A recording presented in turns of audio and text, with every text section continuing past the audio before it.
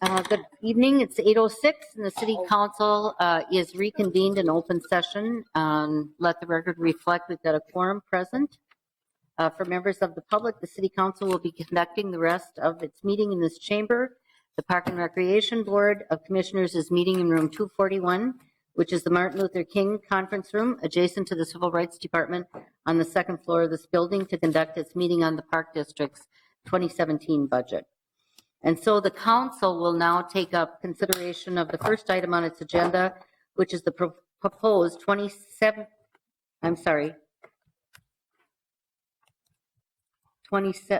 should this be 2017, Mr. Carl, 2016? 2016 property tax levies payable in 2017. Oh, I see. To do that, I will recognize Councilmember Quincy to present the report of the Ways and Means Budget Committee. Subcommittee. Councilmember Quincy.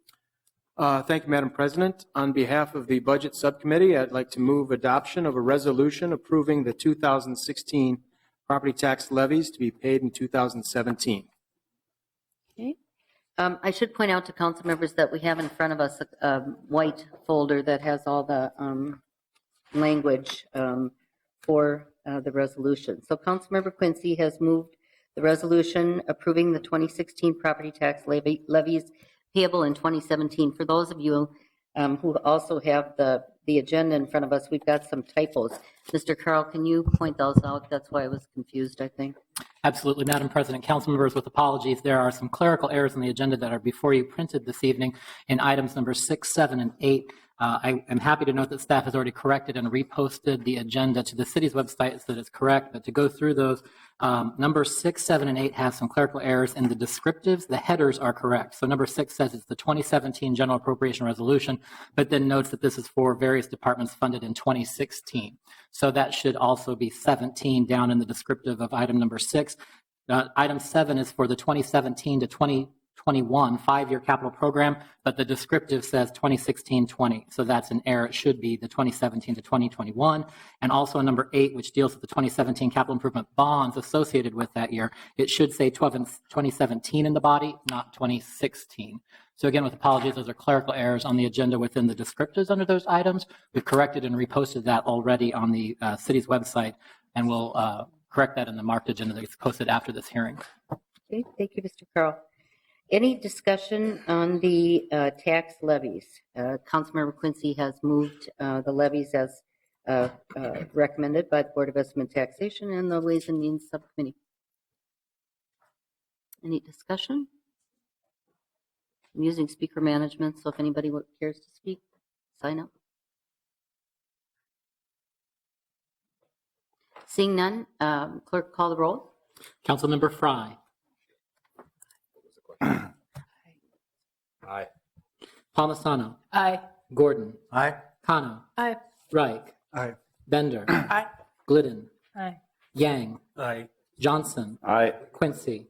Aye. Warsami. Aye. Goodman. Nay. President Johnson. Aye. There are 12 ayes and 1 nay. That's levy. Those levies are adopted. Next, we have the general appropriation resolution for 2017. Councilmember Quincy. Thank you, Madam President. On behalf of the Budget Subcommittee, I'd move adoption of a resolution establishing operating budgets for departments under the City Council and fixing the maximum amounts to be expended by city departments in fiscal year 2017. Okay, Councilmember Quincy has moved the resolution establishing the operating budget for the departments under the City Council and fixing the maximum amounts to be expended in fiscal year 2017.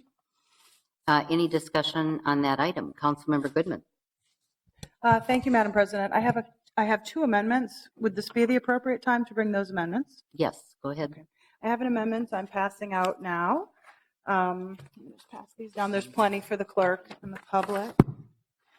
I'll read my amendments out loud. This would be amending the recommended budget on a one-time basis by decreasing $250,000 of new funding to Meet Minneapolis that was designed for enhanced target marketing and increasing the appropriation to the Public Works Department by $250,000 to be dedicated to the Downtown Improvement District for community-based policing.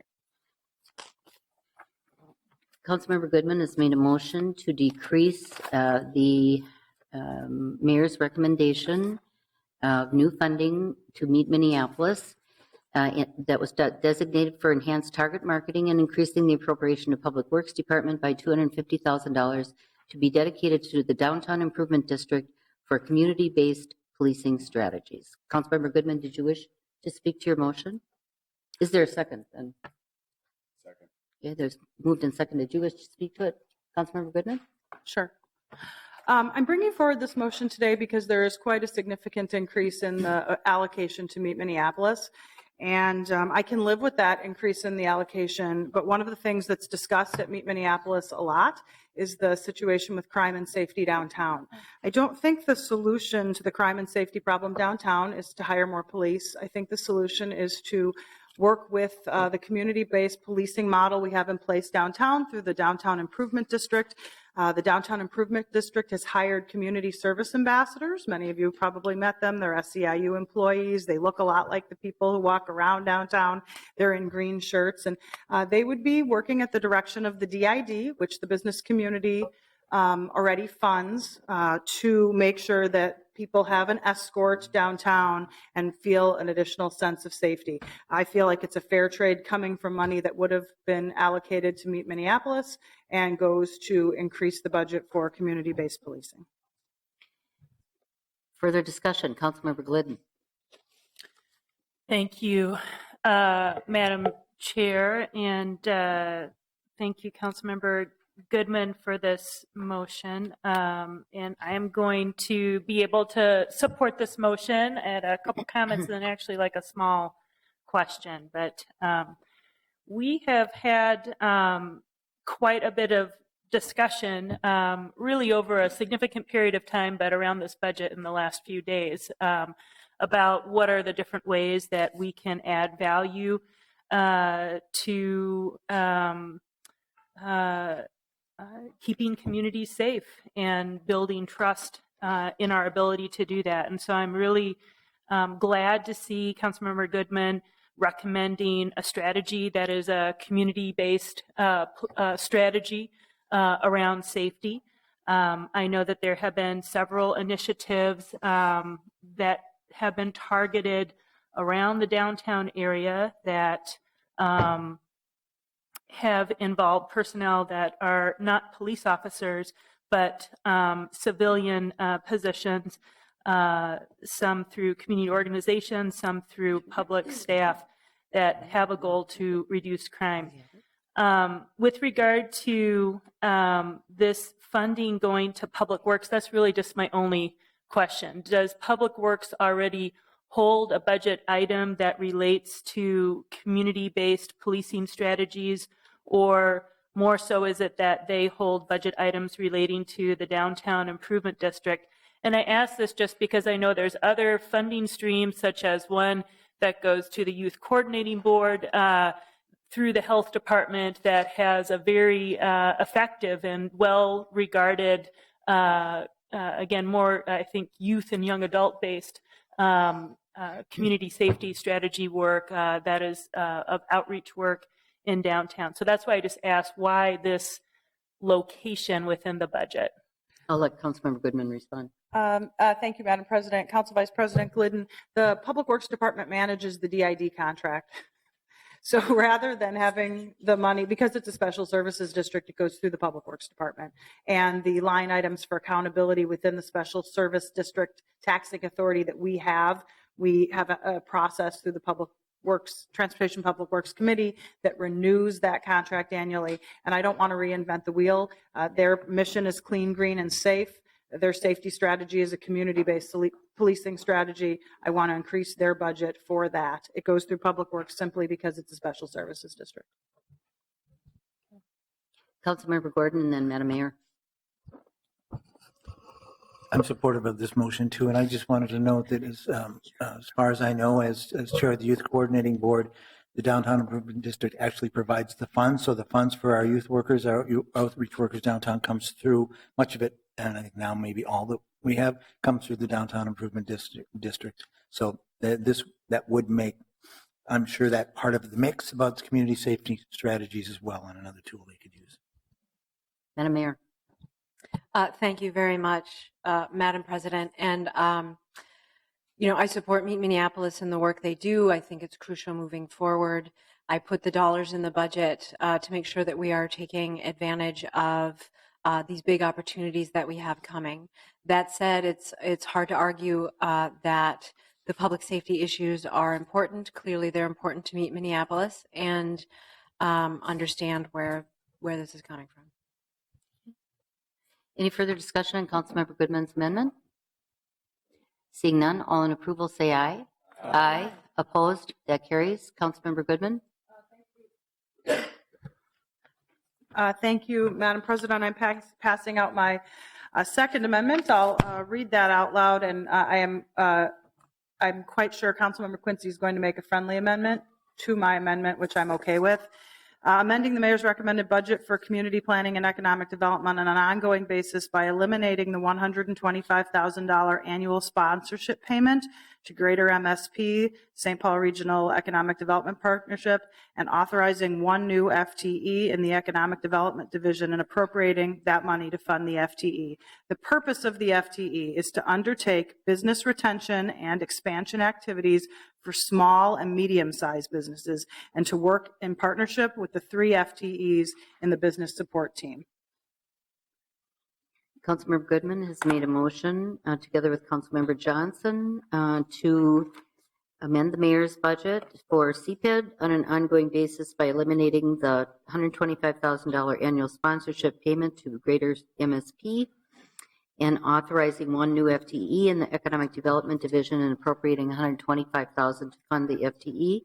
The purpose of the FTE is to undertake business retention and expansion activities for small and medium-sized businesses and to work in partnership with the 3 FTEs in the small business support team. And Councilmember Quincy, you said has an amendment. Councilmember Quincy? Thank you, Madam President. And I'm not sure of the exact format, whether this needs to be a substitute, but I think we can probably incorporate the change into this motion. Obviously, the relationship with Greater MSP needs a lot of conversation, and there's some future information coming up. I know that this motion says eliminating the $125,000. I think it would be appropriate if we could leave a placeholder of $10,000 in that line item to maintain that within the budget, and then we'll be able to work from there. So if that's the spirit of the motion, I hope that can be acceptable to the council member. It is. So Councilmember Quincy, what would be the language then that we're looking at? And, I'm sorry, I should ask for a second on Councilmember Goodman's original motion here. So is there a second? Okay, thank you, Councilmember Johnson. So Councilmember Quincy, can you read us the language? Yes, I can probably adopt that. Let's see if it's instead of the words eliminating, it would be decreasing. Yeah, decreasing $115,000 to the annual sponsorship payment. Mm-hmm. Okay.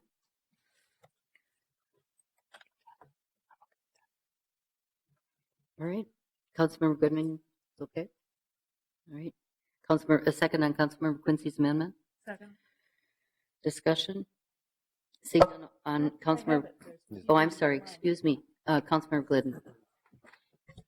Thanks, Madam Chair. And just to make sure that the clerk then gets the reciprocal part of that, which is then the increase in funding is 115 rather than 125. So I just wanted to speak in support of Councilmember Quincy's motion. I did talk to Councilmember Goodman a little bit earlier today, and I had heard about her motion. I told her I was supportive.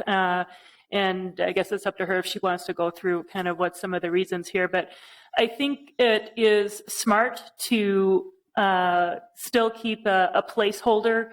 I think the same message is sent because this is a pretty dramatic and significant difference in how we are participating, but it allows us to still be part of the conversation on whether or not we should remain a member into the future. And so just because we have not had discussion kind of as a whole at the council and some input from staff on that, I do think that is smart. It still sends a very strong message, but allows us to be able to continue that conversation and make sure we have an opportunity, frankly, to have the actual conversation because we didn't discuss this motion at another point during the budget process. So thank you, Councilmember Quincy, for that motion. Councilmember Frye. Thank you, Madam President. I don't support the removal of the 125,000. However, 10,000 is more than zero. So I will be voting yes on the amendment, and I will follow up these comments after the amendment vote. On any further discussion on Councilmember Quincy's amendment? Seeing none, all in approval say aye. Aye. Opposed? That carries. We are back to Councilmember Goodman's amendment. Councilmember Frye. Thank you, Madam President. So by the year 2020, approximately 50% of the workforce will be millennials. 50%, that's an astounding figure. And if it doesn't concern you, it should. And so recruitment and attraction of millennials, both retaining this talent within our city, but also recruiting from other areas is exceedingly important.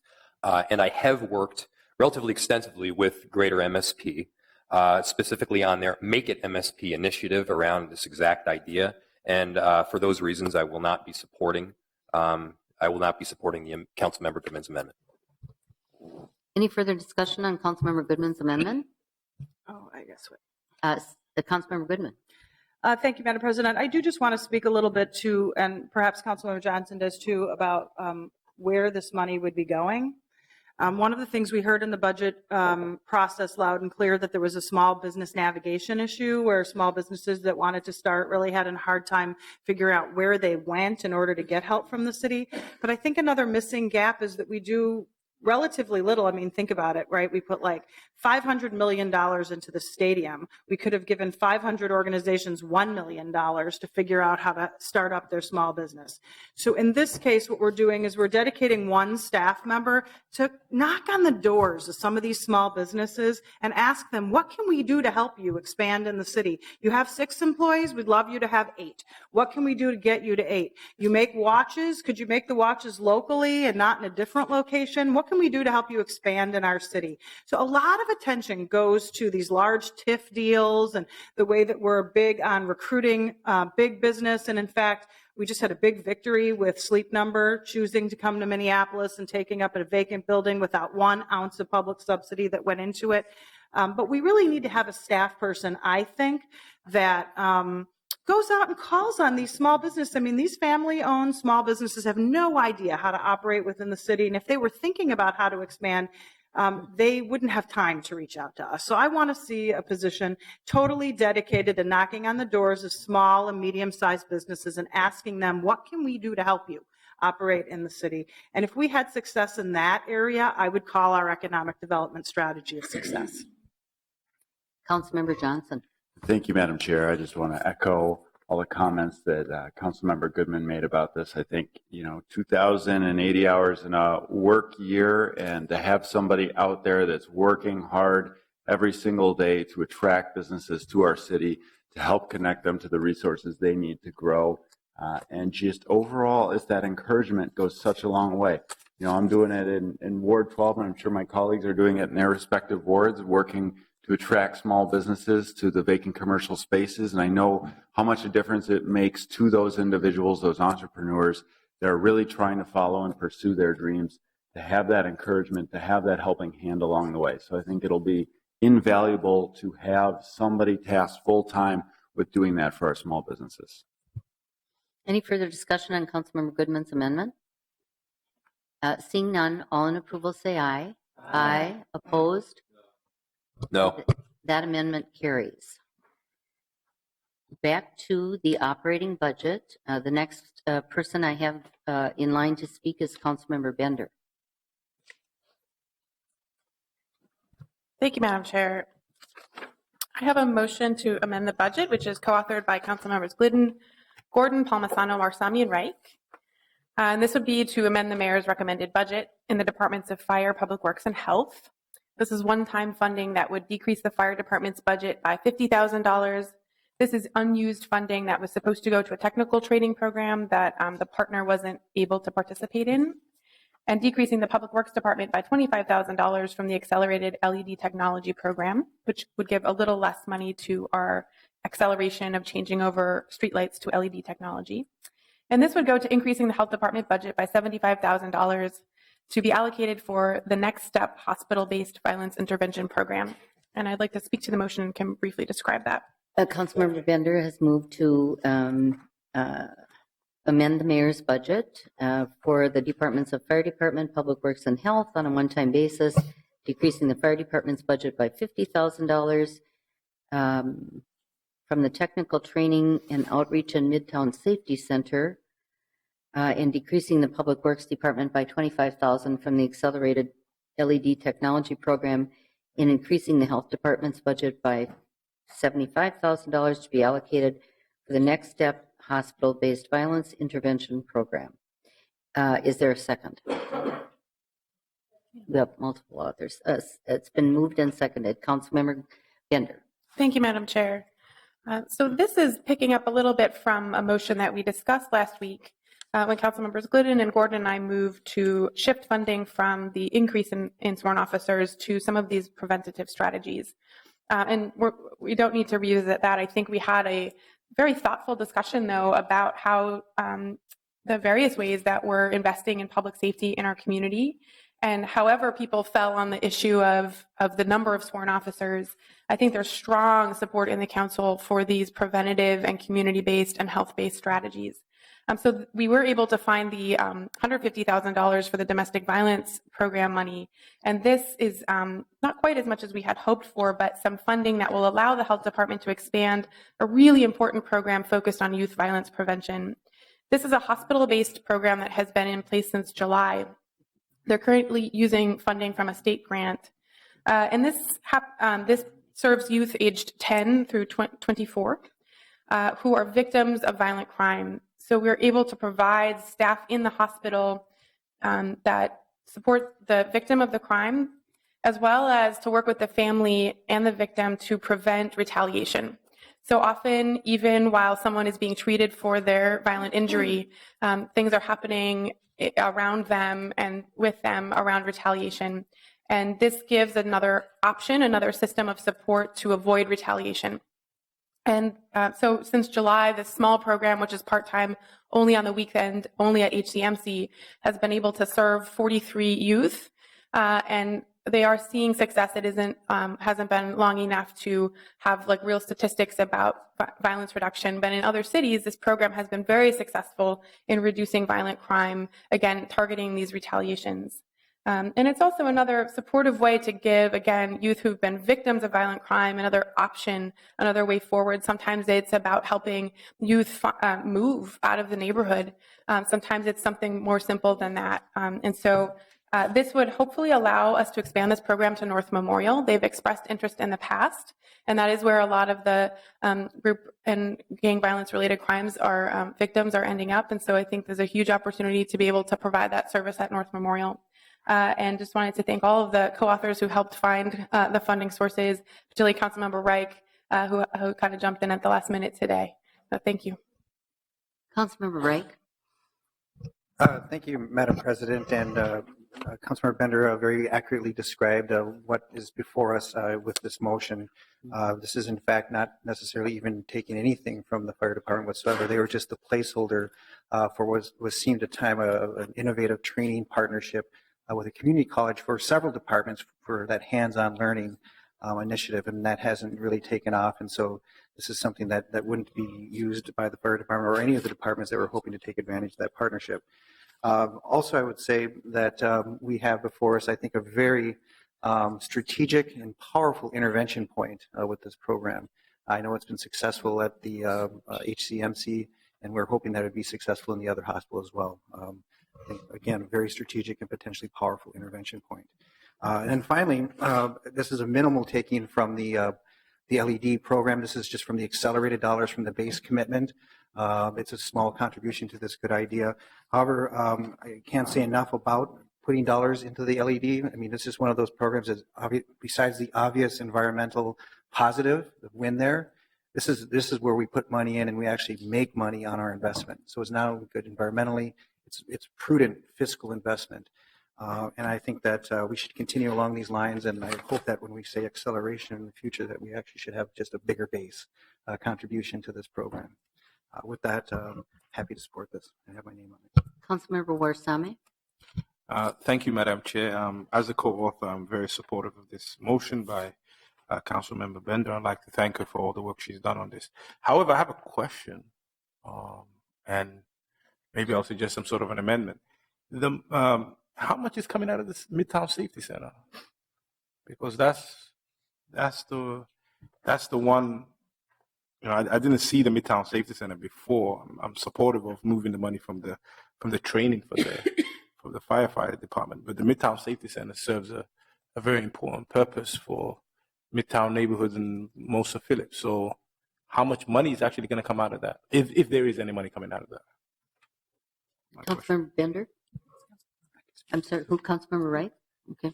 Thank you, Madam President. I think that language should be stricken. I think it was just a lot of last-minute cut and pasting of different proposals. So the Midtown, Midtown should be struck. Thank you.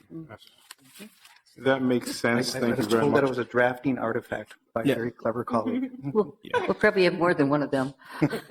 Okay, so that makes sense. And again, you know, it's a great idea, and I think North Memorial Hospital would, you know, this is money that they need to help with the ongoing violence in North Minneapolis. So I'm very supportive of it, and thank you again to Councilmember Bender.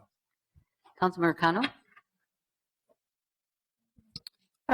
Thank you, Madam President. So my question was actually about that same language, about the Midtown Safety Center language. So that it's clear, I want to understand. So this is a decrease in the fire department's budget of $50,000, and that would be money that was allocated for technical training and outreach. Could somebody explain that a little bit more? What outreach to who, to what? For what purposes? Technical training on what? Like, is there more information that somebody could share? Councilmember Wright. Thank you, Madam President. The concept was a youth outreach, so to people who are in high school to get sort of an entry-level, sort of hands-on approach to what these sorts of jobs. And it wasn't just fire; it was also a public works type, equipment management, welding, that sort of thing. And so it was sort of an entry-level familiarization outreach to youth. So it wasn't really for department staff, either public works or fire. Is that sufficient, Councilmember Cano? Thank you. Councilmember Bender. Thank you, Madam Chair. I just wondered if we should, the city clerk had told me that the finance department thought this may actually be in the police department budget. I just want to clarify to make sure our motion is accurate with staff, if we may. Ms. Green.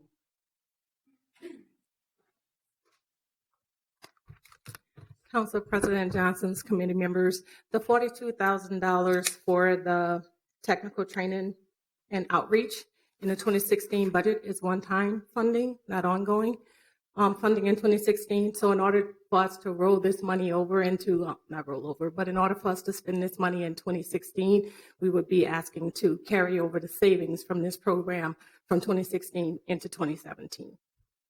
And also there was $42,000 that was available for this funding in the fire's budget. There was $42,000 in fire's budget and $8,000 that was for the Midtown Safety Center. Okay. And just to clarify, are both of those funding, is the entire $50,000 unspent? Or was there a distinction between those two sources? Council President Johnson, Councilmember Bender, there's $42,000 available that the fire has not spent. The $20,000 is being spent through the police department in 2016. And that is for this youth outreach. Yes, the $42,000 that was placed in the fire's budget was for youth technical training and outreach. Any further questions? Councilmember Bender? Thank you, Madam President. So I just want to clarify what I believe would summarize what I've heard, that it is in the fire department. But the change then would be to delete the Midtown Safety Center programs, which would reduce it by $8,000. So the total amount to health should be $67,000. using $42,000 from the technical training and $25,000 from the LED technology program. Mr. Carl, you got that?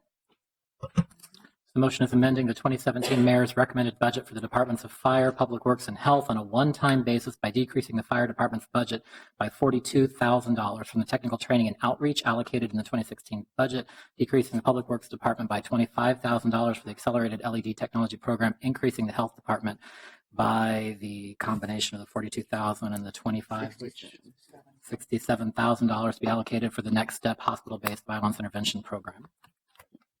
Sound good? Any discussion on that amendment then? I would like to speak if no one else. I just want to support this concept. I'm just going to point out that the fire department, I'm sure, could use another $42,000 or this $42,000 unspent dollars for. They could use it for turnout gear, I assume. They could use it for other uses within the fire department. Am I correct? Council President Johnson, the funding in the 2016 budget is one-time funding, so it's not automatic that it's in the 2017 budget. It will have to go through the rollover process.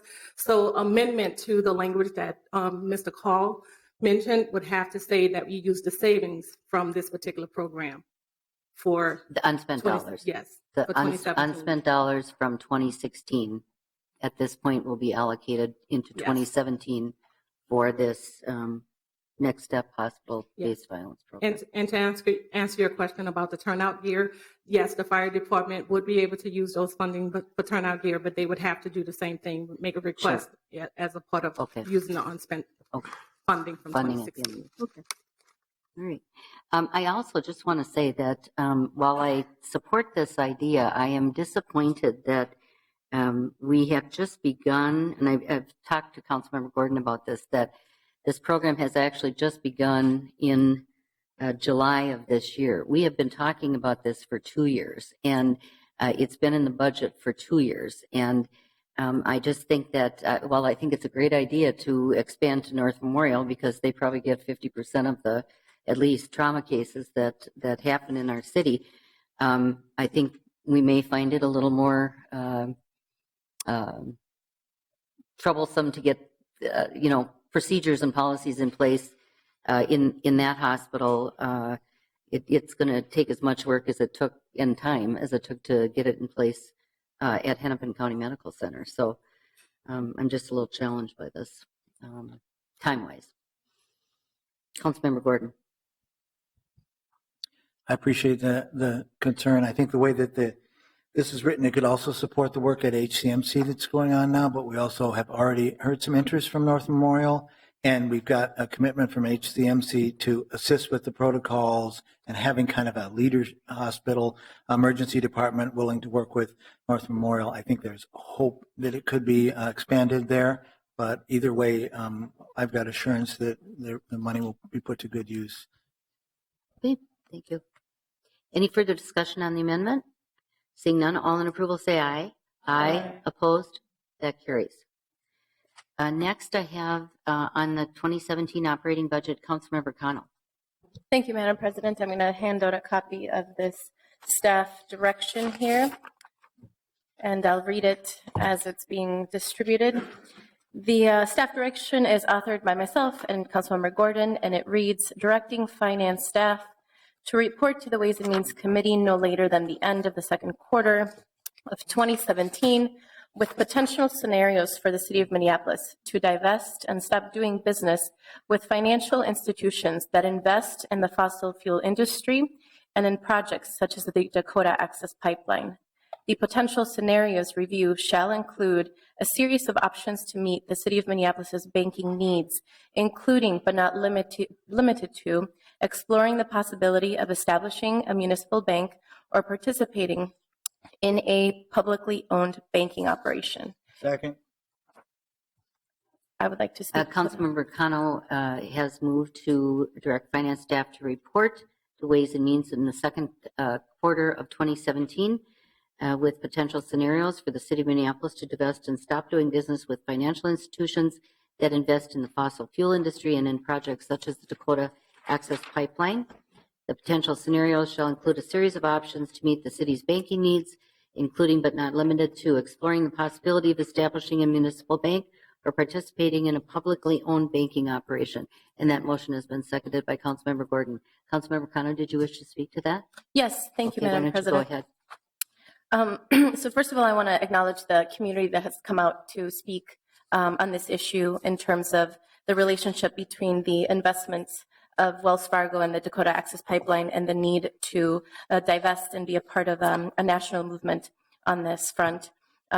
Secondly, I want to thank my colleagues who worked with me on this, primarily Councilmember Jacob Fry, Councilmember Goodman, and various of our colleagues today who will be looking at this and hopefully expressing their support. So we've spent a lot of time talking about the intent of this motion. And for me personally, as a person who wanted to move this forward, it's very concerning to me that the tax dollars of our residents are being funneled into an initiative that is being led by Wells Fargo through a $467 million investment in the Dakota Access Pipeline. And so in this era of uncertainty, in this time of uncertainty that we're starting with a new administration, I think it's really important for us to review our options of what we're going to be able to do in the future months and years to be able to create a more sustainable future, a more sustainable city, a more resilient city, localize our economy, support one another here in Minneapolis, because we just don't know what's going to happen at the federal level. And so in light of the fact that Wells Fargo has also been charged and accused of opening up 2 million fraudulent accounts and taking advantage of not only their employees, but some of their clients, many of their clients, I think this is really important. I think that as we look at the ways that our city invests, not only our time, our policies, our money specifically, we want to be careful about who we are partnering with and why, and being able to signal and take steps towards creating an environment, financial environment, a social environment where we can uplift and protect our water, where we can uplift and protect the future of our communities, and where we won't be held hostage to some of these relationships that are counter to the values and goals of our city, whether it's racial equity or environmental justice, or very specifically the support that we have given and expressed to the Standing Rock Nation in Standing Rock and in the Cannonball River.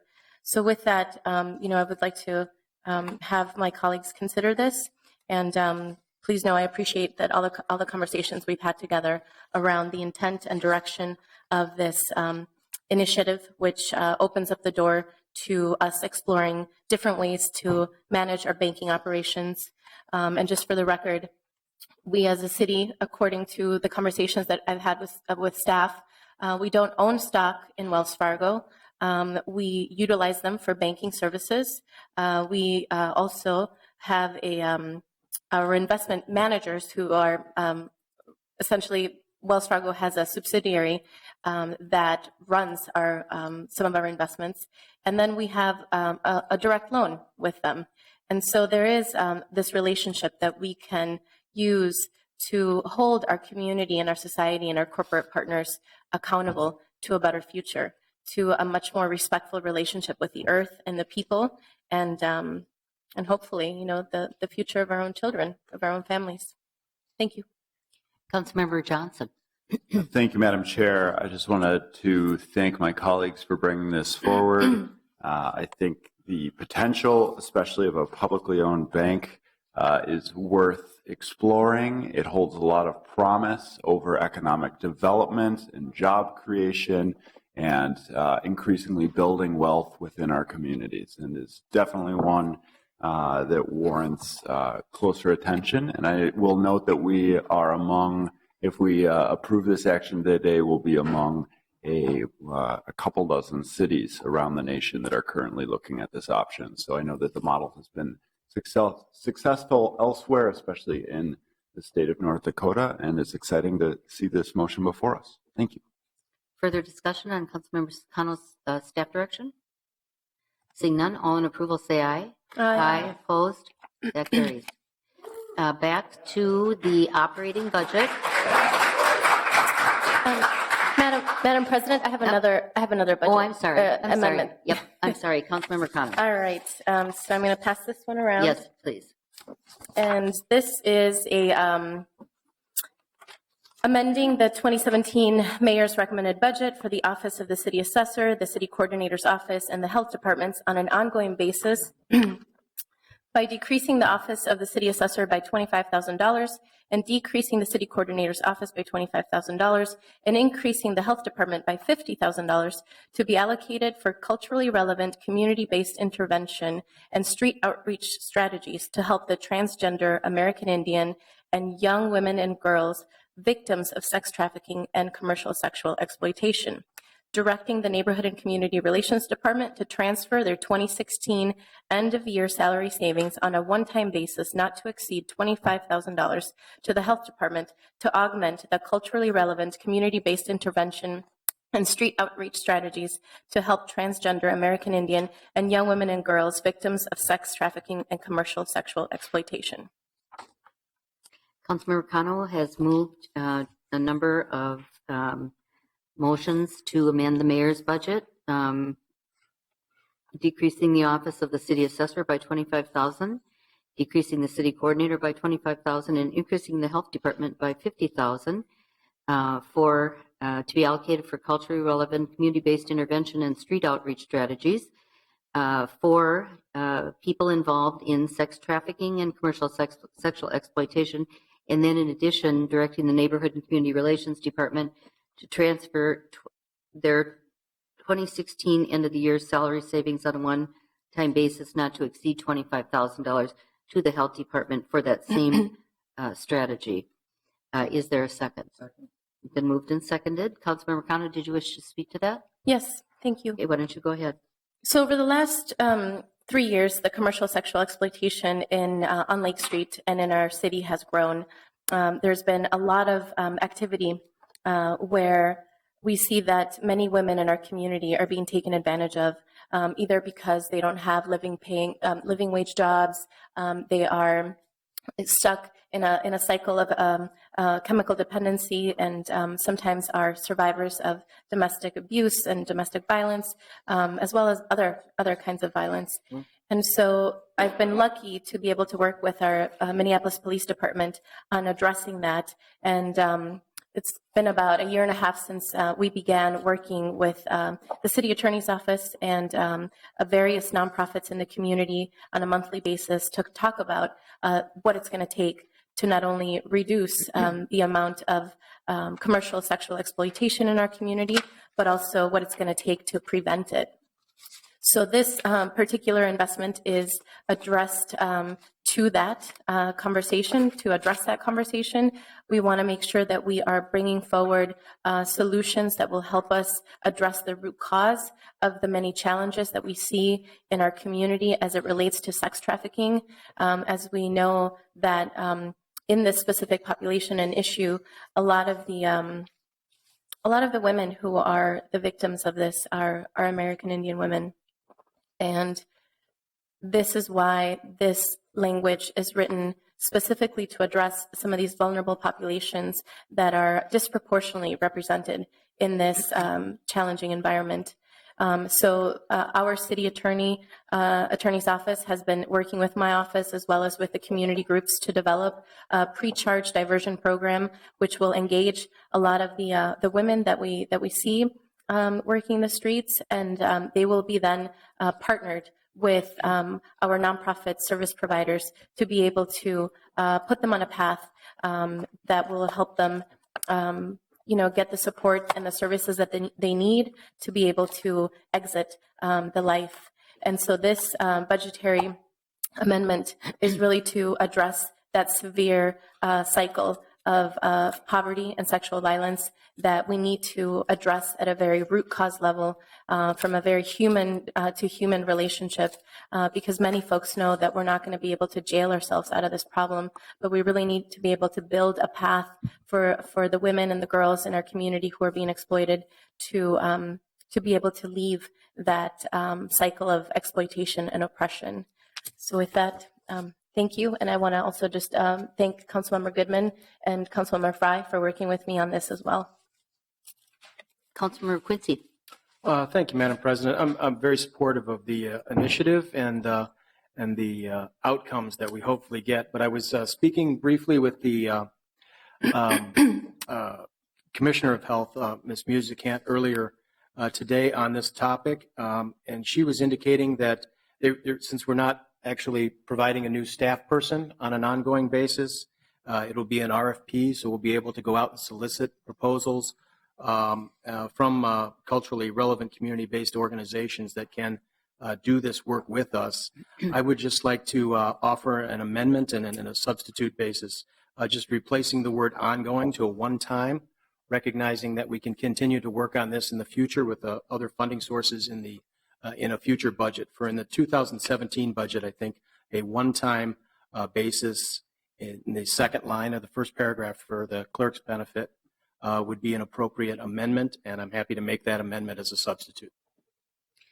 Councilmember Quincy has moved to change the wording on line 2 on Councilmember Cano's motion from ongoing to one-time basis. Is there a second? Second. Moved and seconded. Councilmember Cano. Thank you, Madam President. I'm going to speak against that amendment. Helping women exit a life of commercial sexual exploitation takes a significant amount of time and resources. This is not something that we're going to be able to get rid of, quote unquote, in 6 months, 9 months.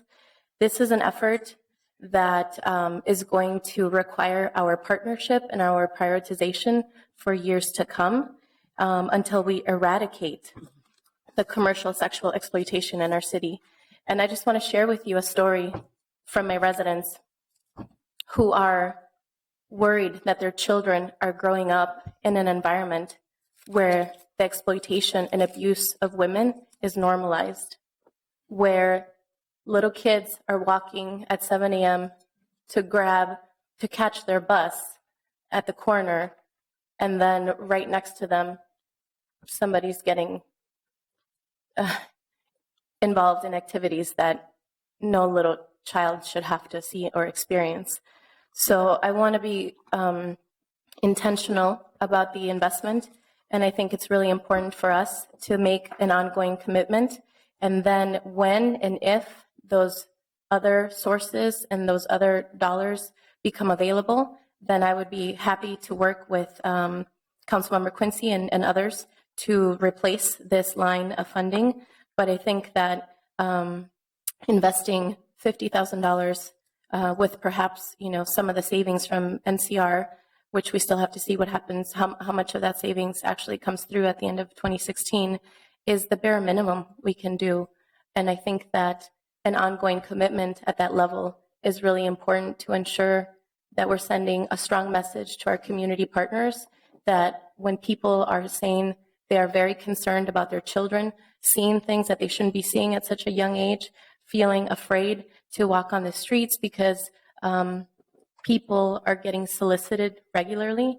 I was solicited by a John not too long ago on my way home. That's a very uncomfortable environment for women. That's a very uncomfortable situation for our children and for the many women of color that actually get targeted for this kind of activity. And I ignored the John.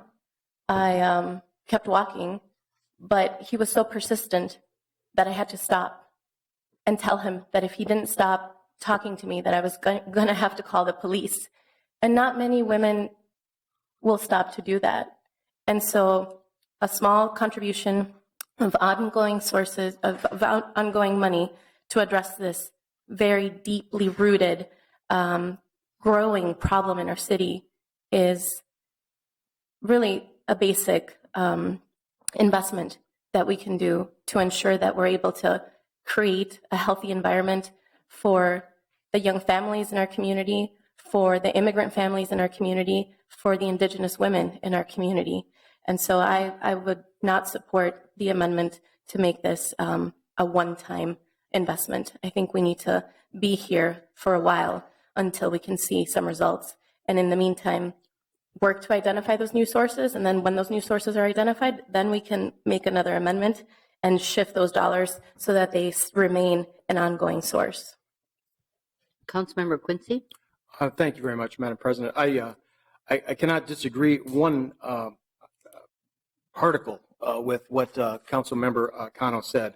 I agree 100%, obviously. This is an incredibly important thing, and it needs to be done on an ongoing basis. My intent is merely for accounting purposes. It would be just as a way to clean it as we go forward into future budgets. We just have to restore the city assessor in their department on an ongoing basis for continuing service levels. That's how budgets are created. This is just an accounting entry. It has nothing to do with intent on to diminish the importance of the project or to change the funding stream. And I would work vigorously to make sure that this item is fully protected in the health department's budget and ongoing budgets.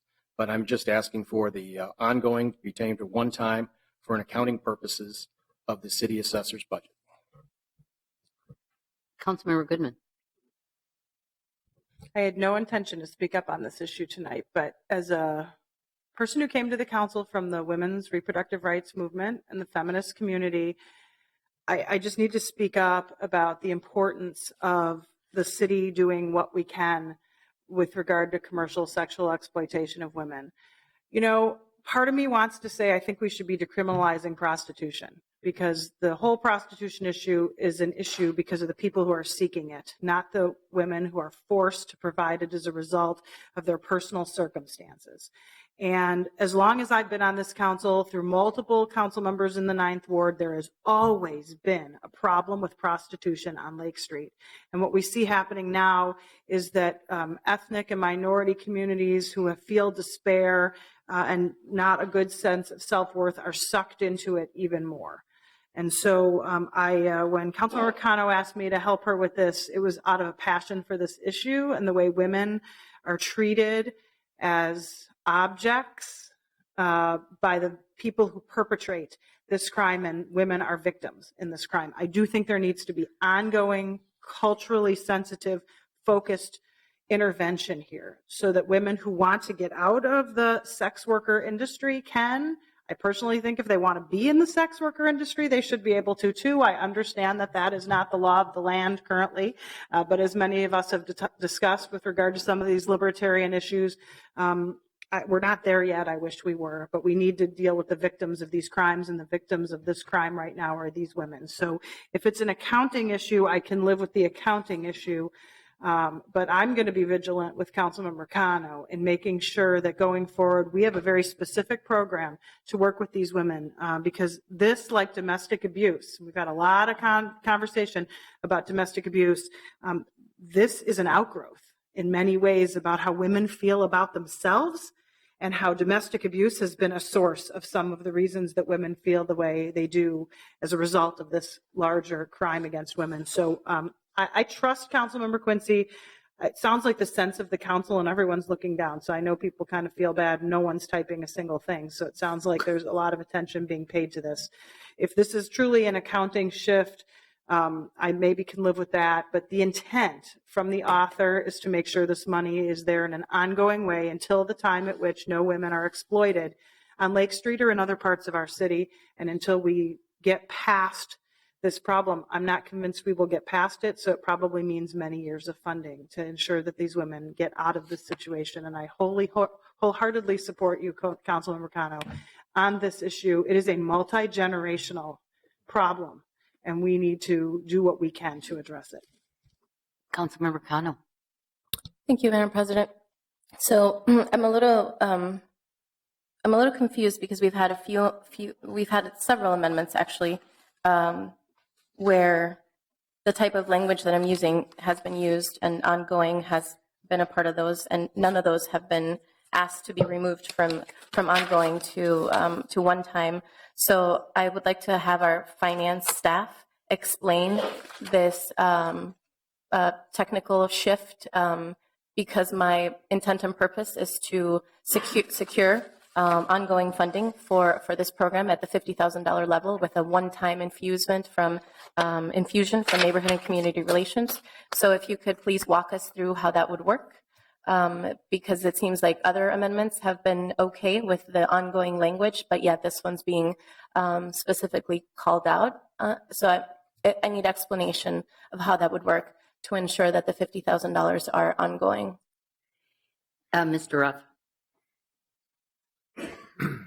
Council President Johnson, Councilmember Cano, to specifically address your question about why other amendments haven't had the same difficulty, I think it's because the other amendments were replacing funding that was ongoing in the budget. And so part of this is ongoing and part of it is one-time funding. So I think, obviously, we as staff have not had a chance to explore the options that are available other than just a very recent time. And so I would be comfortable as the Chief Finance Officer if the sense of the council and the direction to us is over the next year to find an ongoing source, to live with a small, and this I would consider to be a small amount of funding relative to the size of budget, for a part of it being ongoing, a part be one time, and then we would just come back in the next budget cycle, work with the mayor if she chooses to include it in the recommended budget, and have ongoing source so we do have that structurally balanced budget. Mm-hmm, mm-hmm. Yep. Thank you, Mr. Ruff. I would be happy to codify that amendment. So procedurally, how do we do this? Just amend it now on the floor? Council Member Goodman has a priority motion. Councilmember Connor. So I'm thinking we could table this. Council members Cano, Quincy, and I could talk to Mr. Ruff in the antechamber, whatever that room is, work it out and come back and pass it while the next amendment comes forward so it can be dealt with tonight. And I will say, too, I was involved as well as Councilmember Johnson in trying to help Councilmember Cano find sources here, so I take responsibility for not helping direct the one-time versus the permanent funding. So my motion is to table. Councilmember Goodman moves to table this item. Is there a second? Second. All in approval, say aye. Aye. Opposed? That carries. We can go on to the next amendment, and you guys go work that out. Yeah, we'll just go with it. Councilmember Warsame. Take finance. Yeah. They wrote it for me. Thank you, Madam Chair. I make a motion to amend the 2017 Mayor's recommended budget. Oh, you don't have the papers. So let's get the copies. The clerk is getting out. Okay. All right, sorry. Mm-hmm.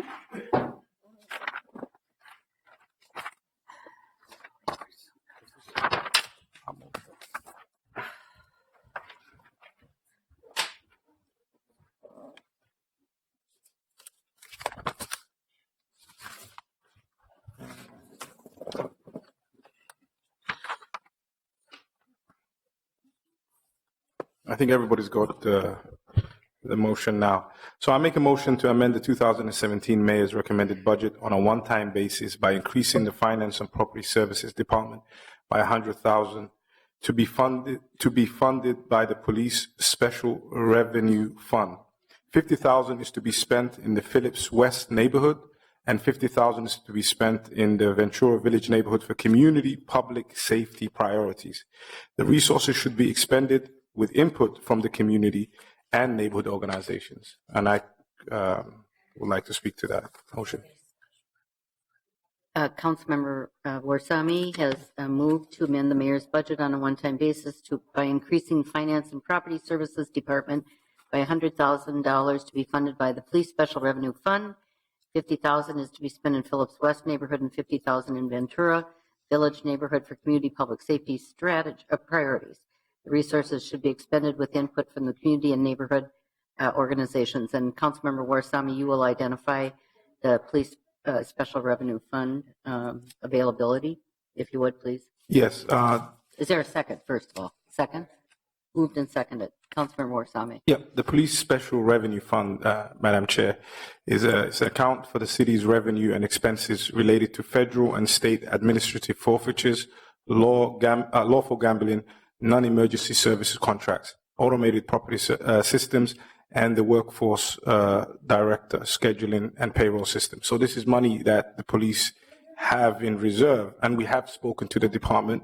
So my office did get in contact with the department, and we worked with our finance department to make sure that this money was available and it could be used for the purposes that we made the motion for.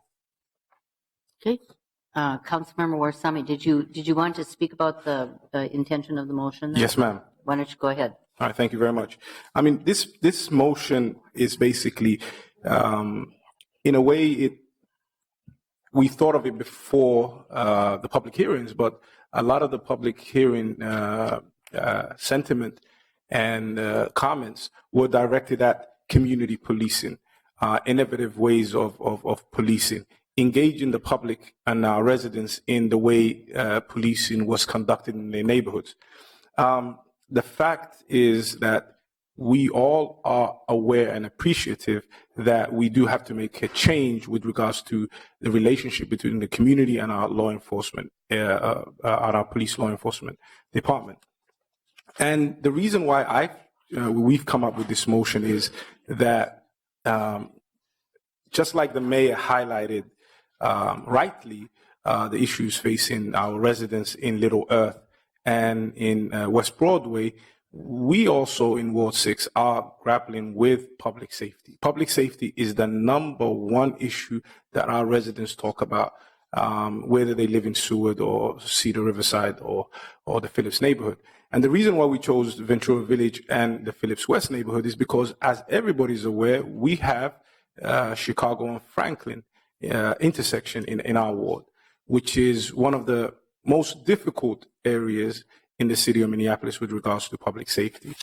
And the residents of the Ventura Village neighborhood, which is part of Phillips, and the Phillips West neighborhood have repeatedly contacted our office. And every time we go to to community meetings, whether they be at PPL or the safety committees at Phillips West and Ventura Village, the number one thing that comes up is we need more resources, we need more help, and we need to engage, to be engaged with. So what this motion does, this is in my opinion, is a step in the right direction. What it does is it empowers the residents of Ventura Village and Phillips West.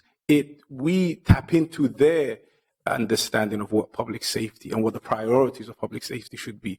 We utilize their brain. You know, we engage as the city and as with the police. We engage with them, and they highlight to us what the top priorities are with regards to public safety. And this is a small amount of money that would accelerate, in my opinion, greater engagement, greater trust building, better relationship, and also an improvement with regards to public safety.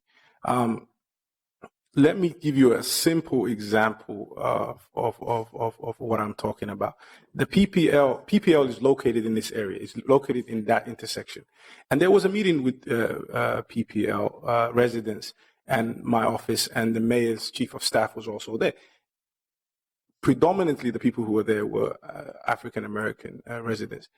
And all of them were talking about public safety and how they needed more resources for their neighborhood. They wanted to be listened to. They wanted to be taken seriously. And I agree with them. And this is one of the main things that I ran for office. I want my community, my family, my residents to have the same quality of life as those that live in Lake Calhoun and in the more affluent areas of the city of Minneapolis. We don't want to have gunshots in our neighborhoods. We don't want to have prostitution in our neighborhoods. We don't want to have drug dealings in our neighborhoods. We want our children to use the public parks just like everybody uses their public parks. And I think this is a step in the right direction, engaging the community, getting people together in one room, bringing the police, bringing public works department, bringing NCR and everybody together to discuss this issue and to highlight their priorities and how this little bit of pot of money should be spent. And I would like my colleagues to, I will stand for questions, and I would like my colleagues to support this motion. Thank you. Any discussion on Councilmember Warsami's amendment? Seeing none. Oh, I'm sorry, Councilmember Cano. Thank you, Madam President. So I just have a question. So the source, the $100,000 would come out of the Police Special Revenue Fund. And I apologize if you already covered this. I was on the other side of the room talking to Councilmember Goodman and Councilmember Quincy. So the Police Special Revenue Fund is what specifically? How much money is there now? And is this, are we cutting the police by doing this? Or what exactly is this taking money from? What activities won't be completed by taking the money out of this fund? Do you want me to answer that, Madam Chair? Councilmember Warsami wants to respond. Thank you, Madam Chair. I mean, the police special fund is something that we just came across, I think, today. But it's a fund that is used for certain activities. It's like an account, a savings account that the police have. I mean, that's how I'll put it. But the finance department can answer that better than I can. And there is an amount of money in there. And normally, the special revenue funds are restricted. But in 2016, which is a rare case, the fund received more contract revenue than expenses. So more money came into the fund than went out of it. And because of that, we asked for $100,000 for these two neighborhood organizations, these two neighborhoods. And we fortunately found that there was that amount in the account. Now, how much is in the fund? That's something that you need to ask somebody at the finance department. But what we know is for our purpose of engaging our community and bringing people into this program that we wanted to do and empowering our residents, we have the money in the account. So we had the $100,000, and we were able to use it for this particular initiative. Could we have our finance staff respond to the question of how much money is in the Police Special Revenue Fund? Ms. Green. Council President Johnson, Councilmember Cano, when I reviewed the Police Special Revenue Fund with the Police Department accountants, there was $1.4 million available, but roughly $100,000 was the only amount that was unrestricted as a part of that $1.4 million. Unrestricted? Yes, the rest of the funding in the Special Revenue Fund is restricted. You have to use it for specific purposes. But you said 1.4 is unrestricted. No. 1.4 is restricted. Only $100,000 is unrestricted. Unrestricted. Got it. Okay. Okay. So 100,000 of the 1.4 is unrestricted. Yes. Okay. Thank you. I would like to make a friendly amendment to this motion. So I end up going to a lot of meetings with Councilmember Warsama's aides because we do share a boundary around the 24th and 10th Avenue area, which is an area that has experienced a lot of challenges. And so some folks in the city might remember the days when the People of Phillips existed. So the People of Phillips was the neighborhood association essentially for all of the Phillips neighborhoods, which were then broken up into 4. So we have Phillips West as one, Ventura Village is another. East Phillips and Midtown Phillips are also part of that community. So if I may, Councilmember Warsame, would you entertain saying in this in this budget amendment, instead of specifically saying Phillips West 50, Ventura Village neighborhood 50, could we do 25 for each Phillips neighborhood? So 25 for East, 25 for Phillips West, 25 for Ventura Village, and 25 for Midtown Phillips. That would be my motion to amend. Councilmember Cano has moved to amend Councilmember Warsami's amendment to distribute the money to 4 neighborhoods. Councilmember Warsami. Madam Chair, with all due respect, we worked very hard try to locate this money and to come up with and engage the community. And some of the neighborhoods are already excited about the prospect of getting the resources, and we don't really want to disappoint them. I would have worked with Councilmember Cano in order to make sure that all of Phillips would have got resources. But since we were constrained by our objective of Franklin and Chicago, And since we don't have a direct relationship with the other neighborhood organizations outside of the Sixth Ward, I would suggest that we do not dilute the impact that this motion could have on Chicago and Franklin and on the people that live in those two neighborhoods. Councilmember Cano? Thank you, Madam Chair. So I think, my intent here is to really to help communities come together to address the issue of crime and safety in the area. There's many Somali and East African community residents in East Phillips and Midtown Phillips that would also benefit by you allowing this support. And the neighborhood associations actually work very closely.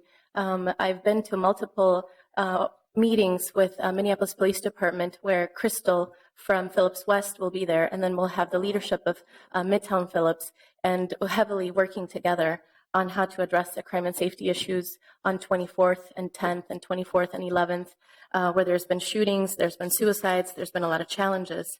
And so I think it would be good if we expressed the ability to be able to bring these neighborhoods together to address similar challenges that aren't necessarily divided by the ward boundaries. These communities are much more connected than the ward boundaries show.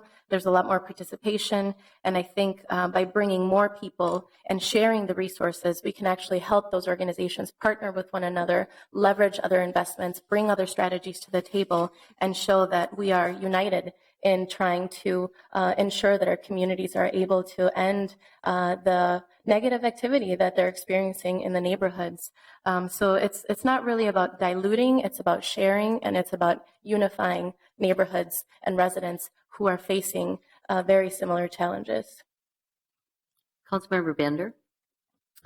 Thank you, Madam Chair. I just wanted to clarify, because my understanding of the original motion was more along the lines of the $500,000 existing funding in the proposed budget and finance. That's about like facilitating a community conversation about community-based policing, so that this money wouldn't be going, like directly to specific neighborhood organizations, but rather finance or the staff or organizations that they end up partnering with would engage, with these two organizations potentially, but with a bigger number of community-based organizations. So I just want to clarify if that was the case, and then I wondered if, since it isn't, a direct allocation to any one organization, if if there wasn't sort of a way that we could maybe amend the motion without sort of specifying, like breaking up the money so much, since it's kind of one part of the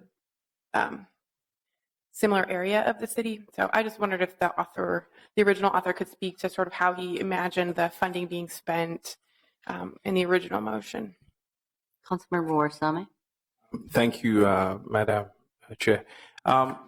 In terms of the way we've designed this motion, it is taking the spirit of the mayor's budget allocations for Little Earth and West Broadway, because what we're doing is we're identifying two locations, two areas that have high public safety issues or high crime rate, and whose residents are impacted by public safety. And we thought along those lines of why not take into consideration all the comments that we have had from our residents, the neighborhood organizations, entities such as PPL, the local mosques, churches, local leaders, youth organizations from those two neighborhoods, and give them the ability, empower them. So yes, the money we aim, the aim is, and I'll be clear, is to empower the people who live in those two neighborhoods. So the neighborhood organizations will play a role. It's not going to go to the neighborhood organization so they can do their operations or they can spend it on outreach. No, this is for public safety for those two neighborhoods, especially the intersection of Chicago and Franklin, empowering the neighborhood. So the neighborhood organization as a vehicle will be utilized to get to where we want to get to. But the community as a whole, so the people in PPL who live in Ventura Village will be partners in this. and the residents, the East Africans, the Latinos, the Native Americans, and people from the rest of Phillips can come and participate in this dialogue. But we're going to spend this resource from what comes out of the community's priorities. What are your priorities? What are your, number one, number two, number three? Do you need extra cameras for PV Park? The Ventura Village neighborhood spent their own money to get cameras for PV Park. What do you need a fusion center? Do you need safety walks? Do you want dialogue between the community and these young men who are standing around the streets? It's up to them. We're empowering them. We're giving them the opportunity to address their issue. And this is what we heard from our public. Our public were talking about a new way of dealing with public safety, empowering the community, hearing from the community. And what I'm saying here is I am trying to get 2 neighborhoods in my ward that have some of the highest gunshots, drug dealing.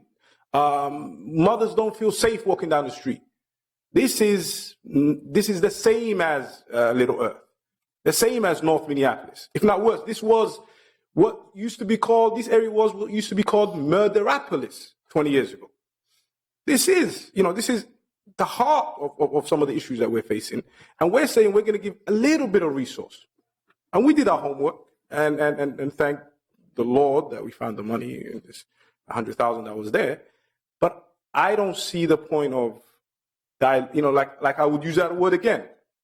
100,000 for 2 neighborhoods that have thousands of people that are impacted by crime every day, and we want to empower the community to address this issue. And I would like my colleagues to support us in this, because my colleagues don't face what we face in Chicago and Franklin. Very few. I mean, I know Ward 9 and 5 and 4 share the same thing, but this area is an area that I believe if we tackle together with the community, the city, the community, the police, the county, the state, if we tackle together, we can turn around and it will galvanize the community that they can solve these type of problems. It will give them the confidence for them to continue and solve other problems. But if we don't engage them, if we don't listen to them, if we don't empower them, then all we're going to do is just talk in rhetoric. All we're doing is talking and talking and talking. So I think let's move in the right direction. Thank you. Councilmember Cano. Thank you, Madam President. I agree that there's a lot of challenges in that area, and I know about those challenges because I attend those meetings, and I hear from residents who live in Midtown Phillips who are on the corner of 24th and 11th. So that southbound area is the 9th Ward, and then 24th, northbound is Ward 6. And so there's a lot of shared boundaries and interests in terms of what the residents are working on together already, what they're doing to come together to address these issues. And Sector 1 of the 3rd Precinct is all 4 Phillips neighborhoods, and they have very similar characteristics. And of course, Councilmember Warsame, we share obviously the boundary on Lake and Chicago. So I would just, like to make a friendly amendment to have the $100,000 be shared by the Sector 1, the MPD Sector 1 neighborhood associations, so that together they can address these issues that they have been facing. These are communities who already work together. These are communities who have been asking for our support. These are communities who want you and me to work together on these issues. Councilmember Cano, can I interrupt you though? Sure. You have an amendment in are you changing your amendment? If that's the case, you're out of order because we're too deep in our amendment. So nope, the original proposal stands. I was trying to articulate the fact that these 4 Phillips neighborhoods that I would have added with my amendment to include East Phillips and Midtown Phillips all make up Sector 1 of the 3rd Precinct. All right, thank you. Any further discussion on Councilmember Cano's amendment? Seeing none, all in approval, say aye. Aye. Opposed, nay. That fails. Back to Councilmember Warsami's amendment. Any further discussion? Seeing none, all in approval say aye. Aye. Opposed? That carries.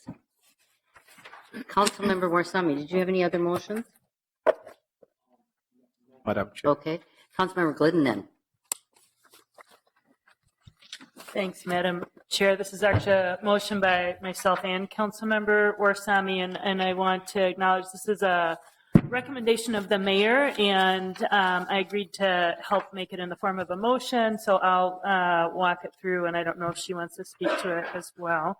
But this is a motion that amends the 2017 Mayor's recommended budget for City Attorney Office and Civil Rights Department on an ongoing basis by decreasing the City Attorney Office by $100,000 and increasing the Civil Rights Department by $100,000 and 1 FTE for the Complaint Investigation Division. And also, it is directing Civil Rights Department to assign staff to help coordinate response and information regarding hate speech and crimes, as well as acts of discrimination within the city and with intergovernmental and community partners. And if I can, I'd like to speak to it to describe it a little bit more. Okay, Councilmember Glidden has moved with Councilmember Warsami, amending the mayor's budget for the city attorney and civil rights department on an ongoing basis by decreasing the city attorney's office by $100,000 and increasing civil rights department by $100,000 and 1 FTE for the complaint investigation division, and directing civil rights department to assign staff to help coordinate the response and information regarding hate speech and crimes, as well as acts of discrimination within the city and with governmental and community partners. And is there a second? Second. Moved and seconded. Councilmember Glidden. Thank you. So first, I'd like to speak a little bit about the source, and then I'd like to speak a little bit about what's the proposed change, or what would be the use of the funds. So first, on the source, this funding is coming from the city attorney's office. As a reminder, there had been in the budget what was addition back of $200,000 to what was the planned budget cut to the city attorney's office. We have been in touch with the city attorney, and she believes she is able to manage her office with decreasing that $200,000 increase back to the plan cut to $100,000.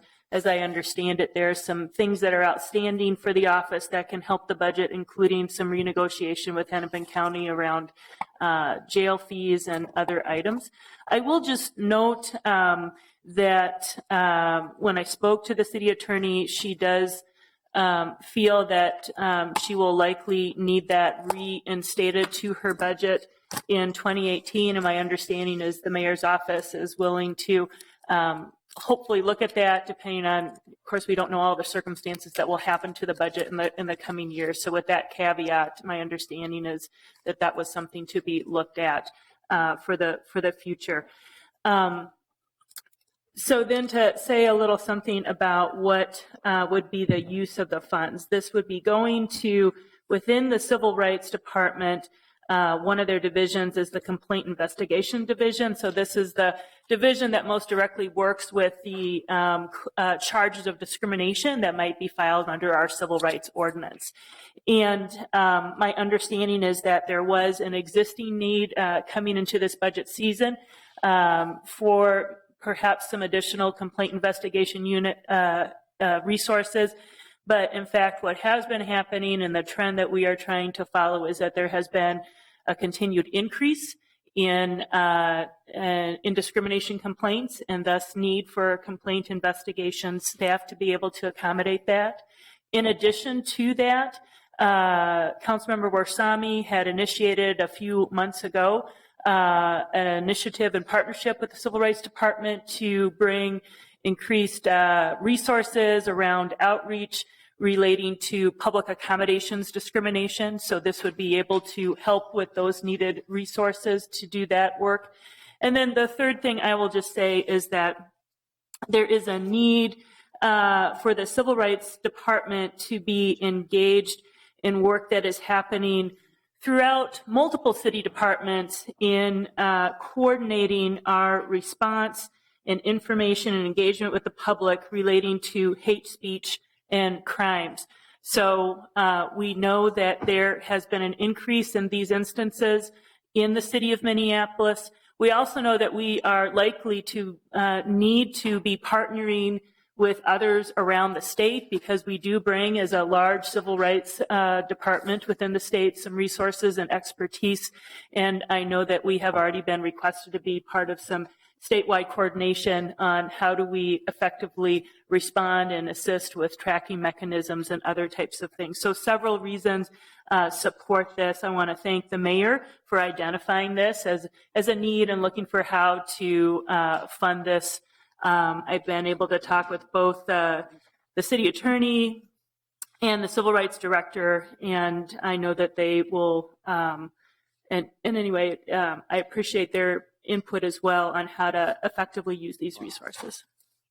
Councilmember Warsame.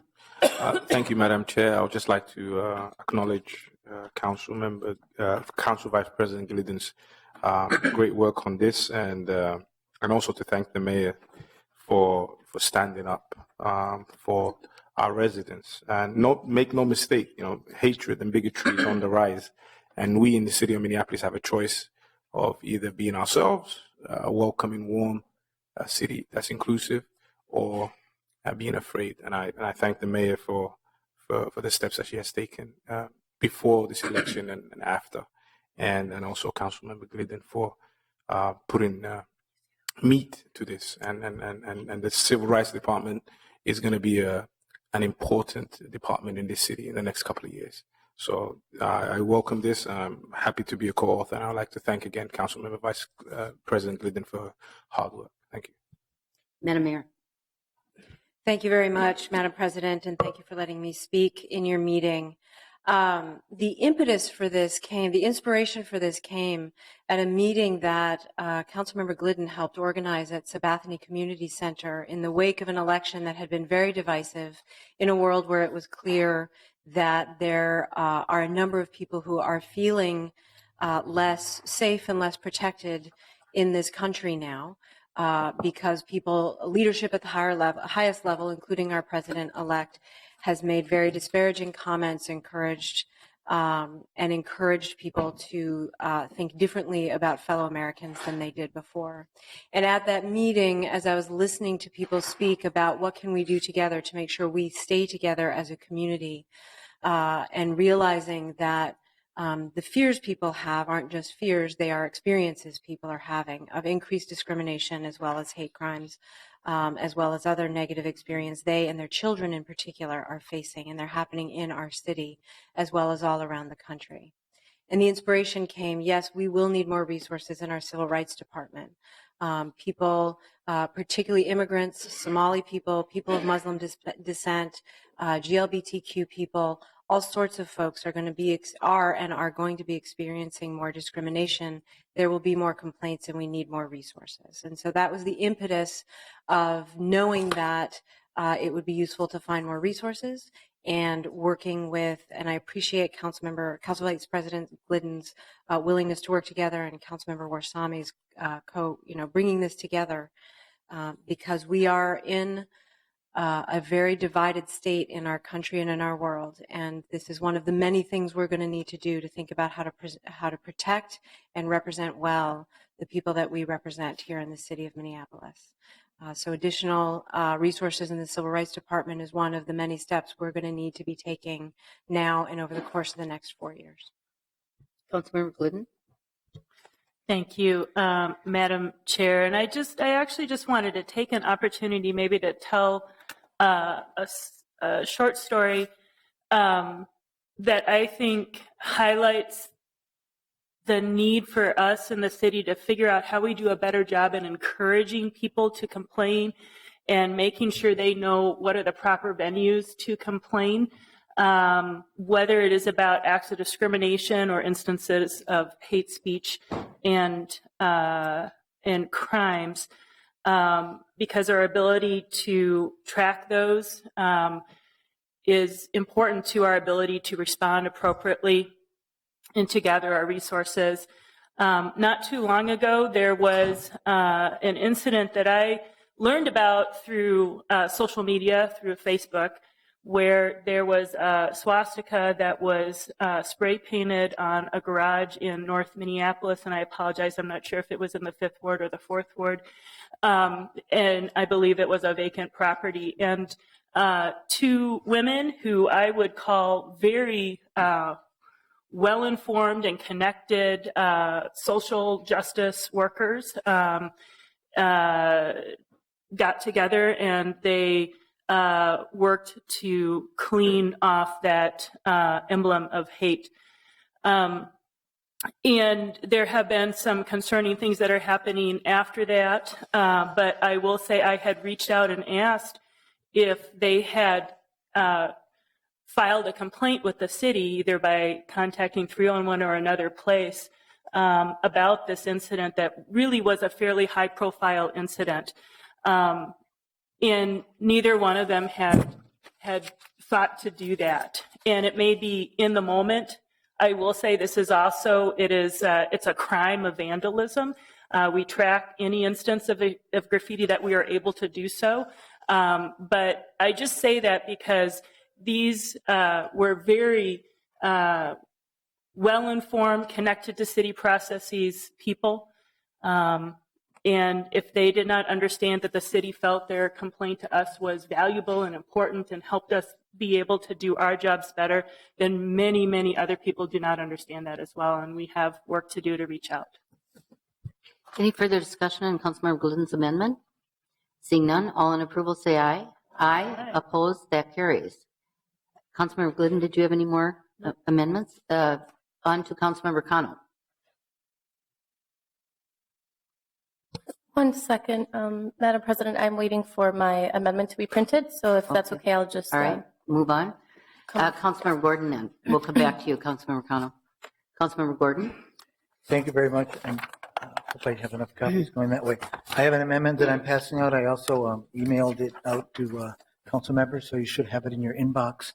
This is a staff direction that was inspired by the letter we got from former Councilmember Ostro and former Governor Arnie Carlson talking about the Viking Stadium. It would direct finance staff to 1, monitor and report on an annual basis on the cost for the Viking Stadium, its operation and management, and the adjacent parking ramps and park.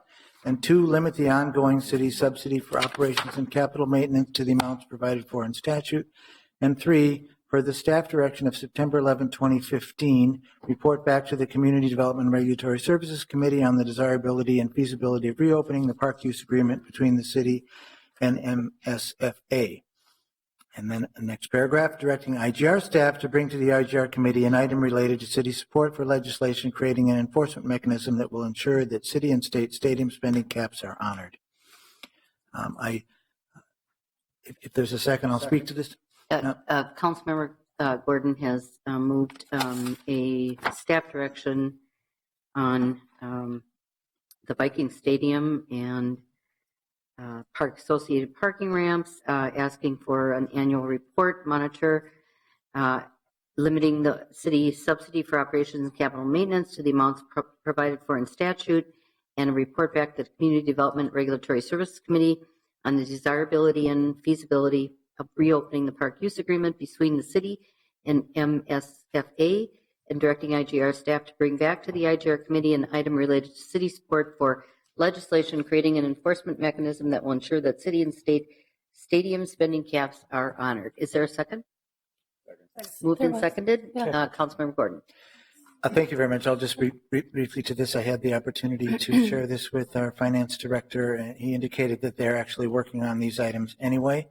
And that they would be able to come back and report on an annual basis on the costs and also on the staff direction. And also did have a chance to talk to IGR committee chair, who saw no problem bringing this to the IGR committee sometime next year.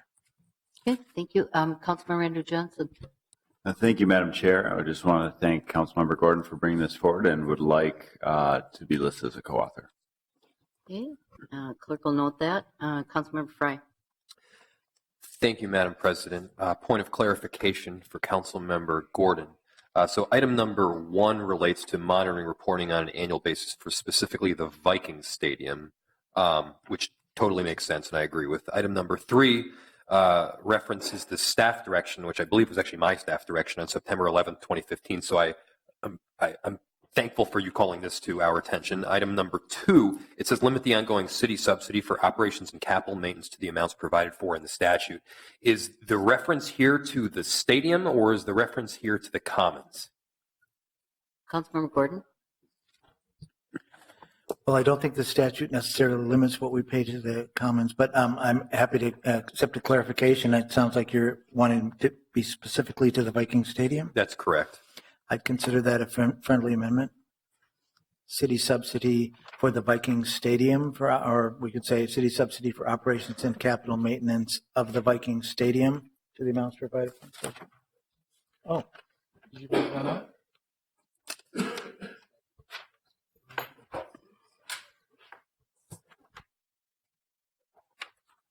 Is that satisfactory, Councilmember Frey? Madam President, that's wonderful. Okay.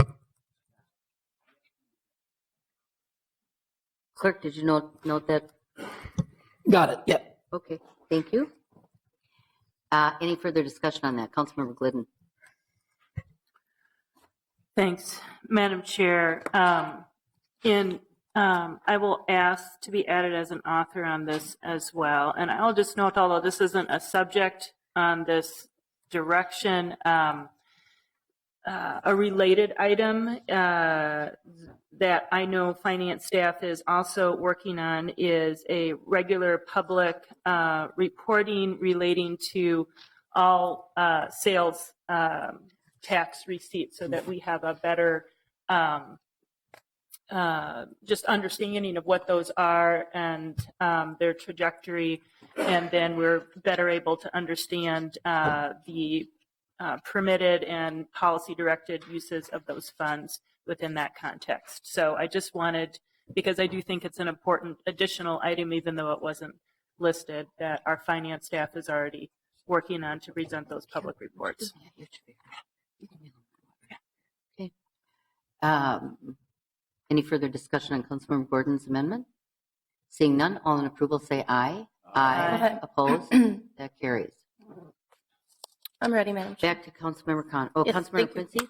Councilmember Quincy has a priority motion. Councilmember Quincy? Yeah, thank you, Madam President. And this is on behalf of Councilmember Cano, so she can make her motion. I'd like to move to remove from table the item that we had previously done in that cycle. Oh, okay. So back on the table is Councilmember Cano's motion regarding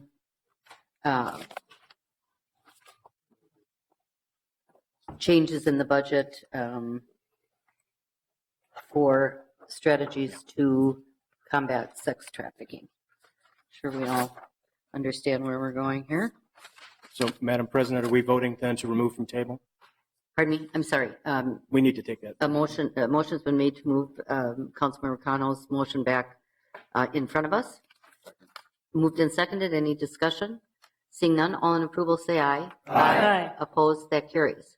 Councilmember Cano then. Thank you, Madam Chair. So the motion that has been distributed reads amending the 2017 Mayor's recommended budget for the Office of the City Assessor, the City Coordinator's Office, and the Health Departments on a one-time basis by decreasing the Office of the City Assessor by $25,000 and decreasing the City Coordinator's Office by $25,000, and increasing the Health Department by $50,000 to be allocated for culturally relevant community-based intervention and street outreach strategies to help the transgender, American Indian, and young women and girl victims of sex trafficking and commercial sexual exploitation. So that paragraph stays the same. The second paragraph, directing the Neighborhood and Community Relations Department to transfer their 2016 end-of-year salary savings on a one-time basis not to exceed $25,000 to the Health Department to augment the culturally relevant community-based intervention and street outreach strategies to help transgender, American Indian, and young women and girl victims of sex trafficking and commercial sexual exploitation.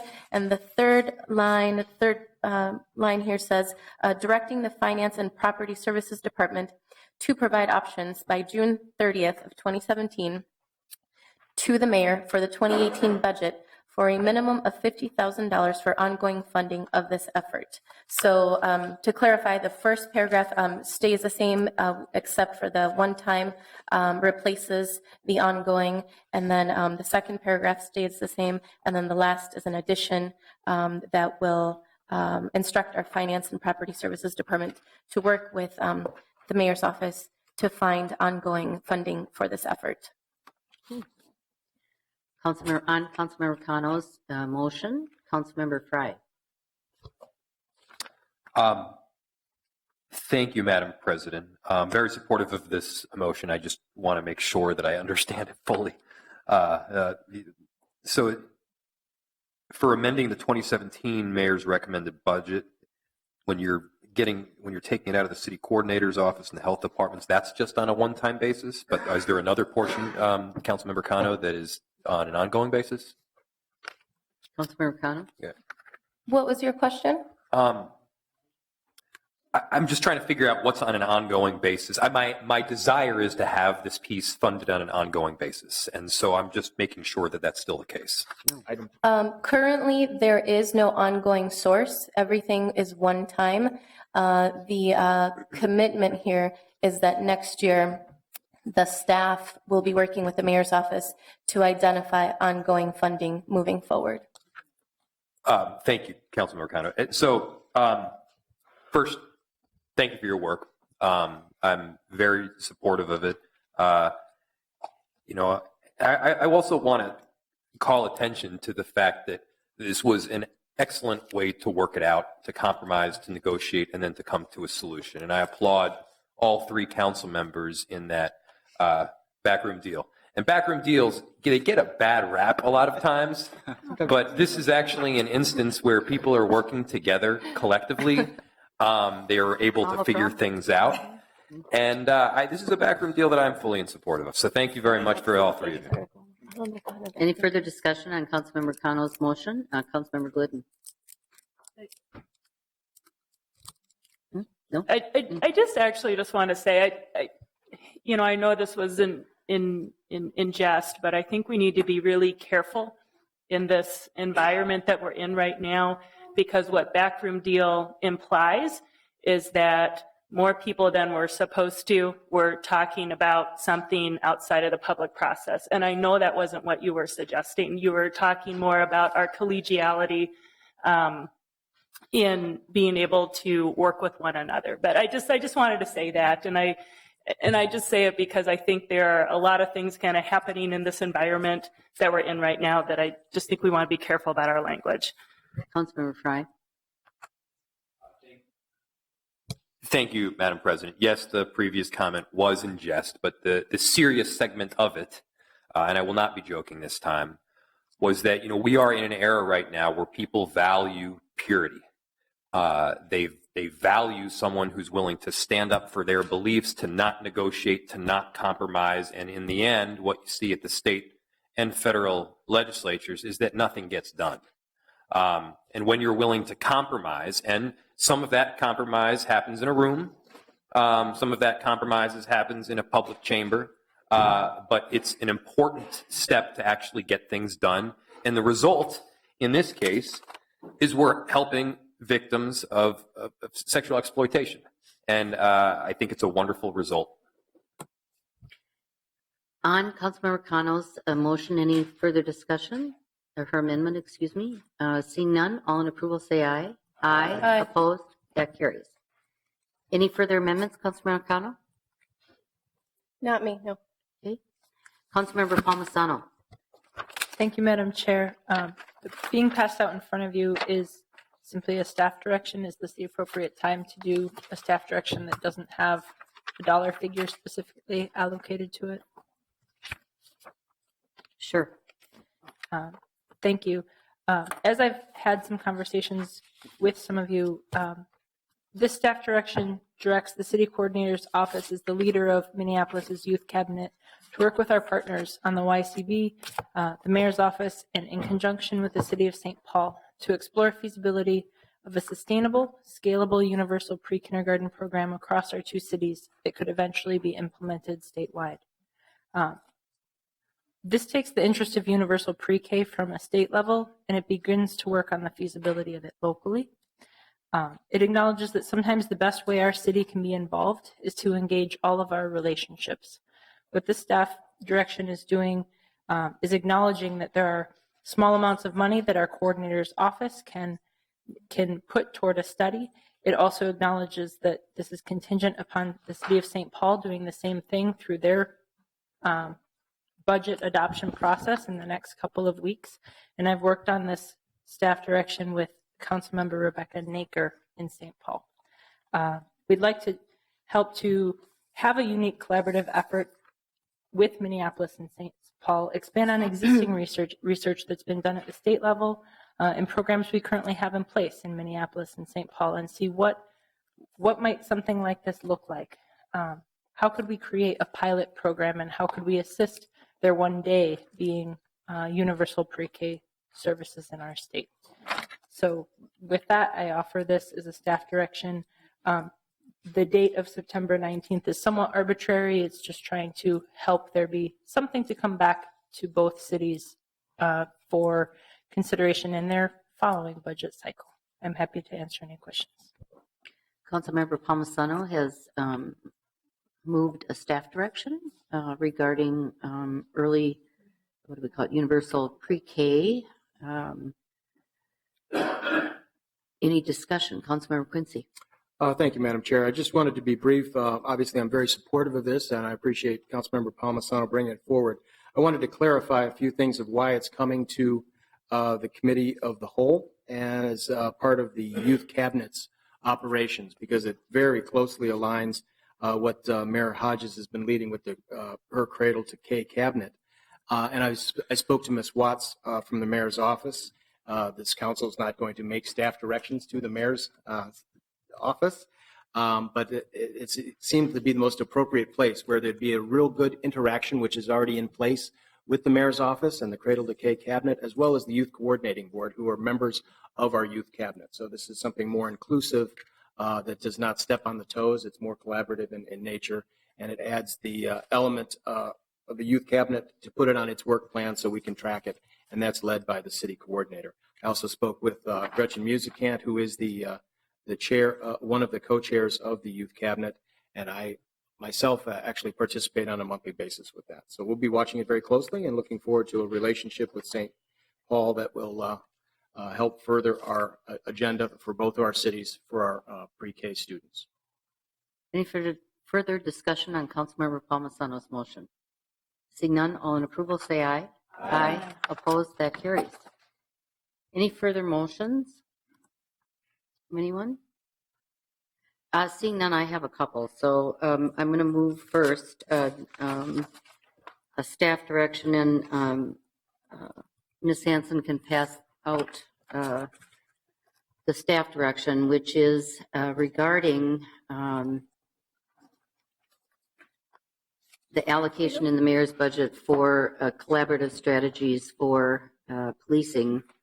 I will have to say, Mayor, I give you a compliment because I think that strategy was a hit. Everybody's interested in it. So you can tell from our discussion.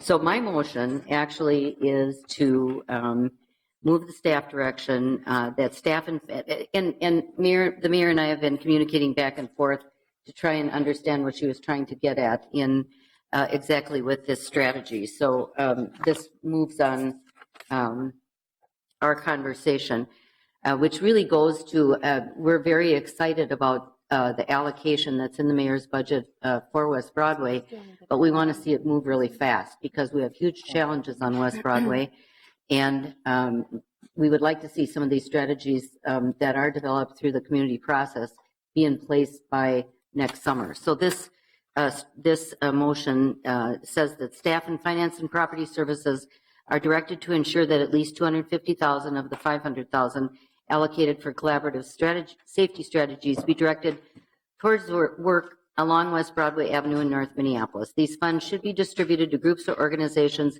which have shown a long history of collaborative work along West Broadway and who bring together business and community members who employ staff focused solely on the improvement and safety of West Broadway.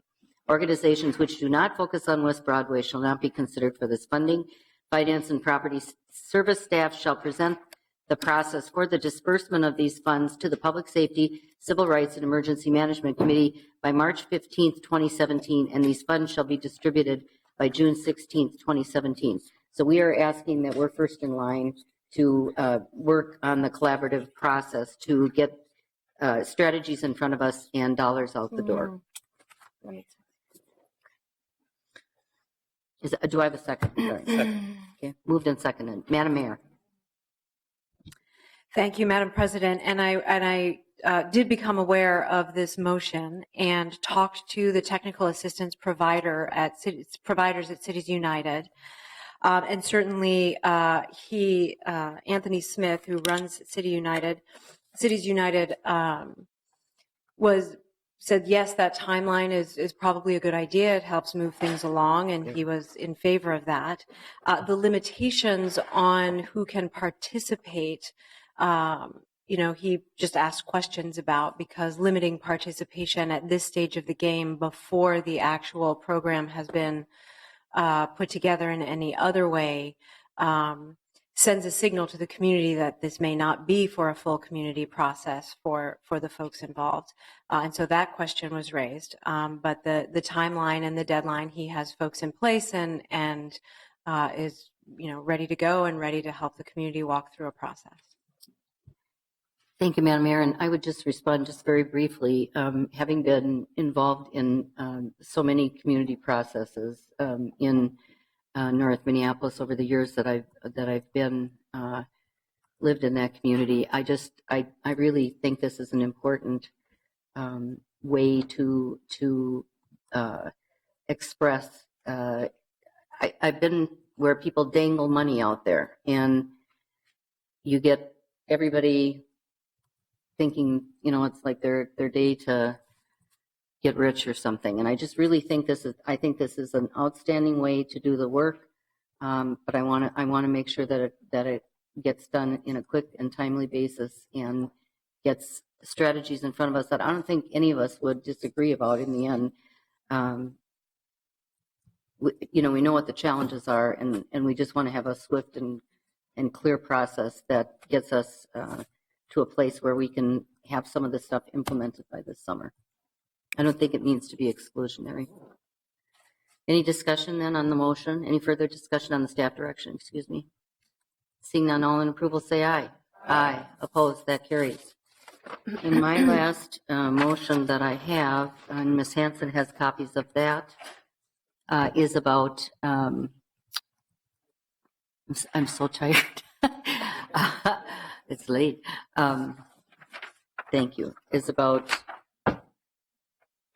it's a motion to actually to fund a program that we that we became involved with last year. And so it's an additional year of funding for Summit Academy's contextualized GED program. We had a report in Community Development Regulatory Services about how many people were able to obtain their GED through this program that we funded for the first time last year. It's very impressive. And so this motion would amend the mayor's budget for the health and community development and economic development departments on a one-time basis, again, by decreasing the health department by $100,000 from the male sexual health outreach program and increasing the community development and economic development departments by $100,000 to be allocated for Summit Academy's contextualized GED program. So I will move that. Look for a second. Second. Okay. Moved and seconded. Councilmember Gordon. Well, looking at how many amendments that have come forward and the great consensus that there's been, I kind of regret that I'm not going to be able to support this. And it's not because I don't support the funding for Summit Academy or the other, whatever we get to provide the GED program, which I think is a fabulous program. And I did already have the opportunity to discuss funding alternatives a little bit, but I didn't come up with an alternative source either. But I really appreciated seeing the $100,000 in the mayor's budget to expand targeted sexual health services for male adolescents and young adults. I think that it's a serious problem in the city of Minneapolis. We even We learned from the health department that the rate of chlamydia infections among 15 to 19-year-olds in Minneapolis is more than double the rate of chlamydia in Minnesota as a whole, and the rate of gonorrhea infection among 15 to 19-year-olds in Minneapolis is more than 4 times higher than Minnesota. Overall, youth of color ages 15 to 19 years old disproportionately represent the majority of chlamydia and gonorrhea cases. We heard at our committee a great report outreach that was done to youth throughout the city trying to figure out what do you need, how can we help you because of this problem, and they came and gave, I think, a pretty moving report to committee members about how we need to help support this and fund it. We looked back and we saw that in the years back when we were actually funding some of these education and street outreach programs, that the cases of gonorrhea and chlamydia actually declined in the city of Minneapolis more rapidly. That was back between 2004 and 2009 when we actually had some funding. We were working through the teenage medical services at the time and doing street outreach to do that, and really had a big impression. I think the effects of these diseases can be life-changing and fairly significant, and I just don't want to see us lose the funding there. I think there must be another source for that. I'm not going to be able to support this motion, and I don't have an amendment handy, but I welcome my colleagues to identify another funding source. Councilmember Yang. Thank you, Madam President. I will be supporting this, and if it's okay with the author, if I may be added as an author to this, I would appreciate that. Thank you. Sure. Councilmember Frye. Thank you, Madam President. I'll also be supporting this motion. I certainly support men's sexual health outreach, but in this case, I do support the money for additional jobs and job training more. Councilmember Bender. Thank you, Madam Chair. I think it's too bad to have to choose between these two worthy programs because so many of us were able to find sources. And I wish I also had an alternative to suggest at this late minute in the hour, but I don't. I just wanted to reflect, the presentation that we had that, I guess only 6 of us were able to see at the Health Committee was very powerful. It was actually one of the most powerful things I've seen in my time on the council. Mm-hmm. It was young men of color speaking about their work as leaders in their community, working, with mentors. And it was specific to a health problem in our community, which is very large disparities in who is impacted by sexually transmitted diseases. But it was also went far beyond that in having these young men take control of their own health to become empowered as leading voices in their school communities and their neighborhood communities. And I think that the impacts of the program, again, went far beyond the very worthy in and of itself health benefits of the program.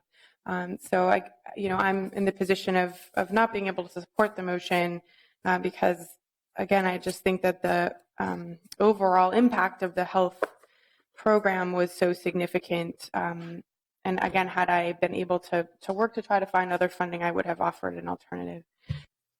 Any further discussion on the motion, on the amendment? Seeing none, all in approval say aye. Aye. Opposed? Nay. No. That carries. Back to the 2017 operating budget. Councilmember Andrew Johnson. Thank you, Madam Chair. I just have some comments on the whole package if everyone's done with the motions. So just put that out there so I don't know if now. Okay, why don't you go ahead then? All right. Thank you. I just wanted, without this moment passing, to thank my colleagues for their support around our pretty comprehensive package for small businesses. I know we had a press conference today, and I also mentioned on Friday I'd have a few comments today to share. I do think about a lot of the incredible people that I've come to know who have started their own small businesses, including my friend Tina Rexing. I used to work with her at Target Corporate. She'd always bring in these cookies, these caramels, and just share them with the coworkers. And I think all of us, or at least enough people, made a critical mass of turning to her and saying, this is really, really good. You should start a business. You should start a business. I remember having those conversations with her, those one-on-one conversations, as she struggled and really wrestled with that choice and what it meant for her family. The risk involved with setting out and losing what is a dual income and going down just to her husband's income. And at the end of the day, she made that decision and made that leap. And I'm proud to say now she has a store on University Avenue. New York Post named her best cookie in the nation, and she employs 15 people. And there are countless stories like this. I think of Omar Ansari, 11 years ago, sweating over his apartment stove that couldn't heat his home brew batch of beer up quick enough to make it all work. And now, 11 years later, he employs over 150 people in a $33 million brewery that was also named Best in the Nation. Happened to also be named Best Restaurant in the Nation, Brewer's Table. And think about all of these, even our largest employer in the city, Target Corporate, some of the best, most highest paying jobs we have, employing more than 10,000 people, started 114 years ago as a little grocery store, little goods store. So what 114 years from now will we leave behind? What legacies will be left behind by the passions of people today who take that leap of faith and work hard and save and save and save and plan to do something great for our city and invest even more in it and create among it these unique spaces and places we enjoy. And I mentioned this earlier, Minneapolis is number one in a lot of things. We have the best park system in the nation, best bike trails in the nation. We also are first in the nation, most dermatologists per capita. Oh, good. But you can't get an appointment with one. Yeah. So, and I hope we keep working to be the number one in the nation, most best city for our small businesses and our entrepreneurs, because they're just some incredible individuals out there, and they really, truly exemplify courage and tenacity and passion and dedication to do what they do. And so I'm just so thankful for all of their work, for the work of staff, especially Nuria Rivera Vandermeid, for our various partners and allies, Main Street Alliance, JCA, Metro IBA, and for all my colleagues for supporting this work. Thank you. Councilmember Warsame.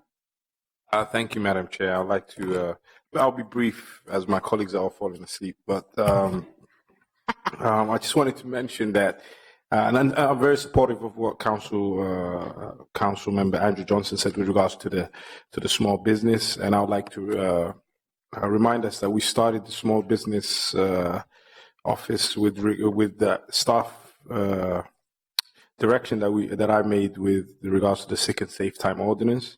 Understanding the importance of having compliance support for small businesses.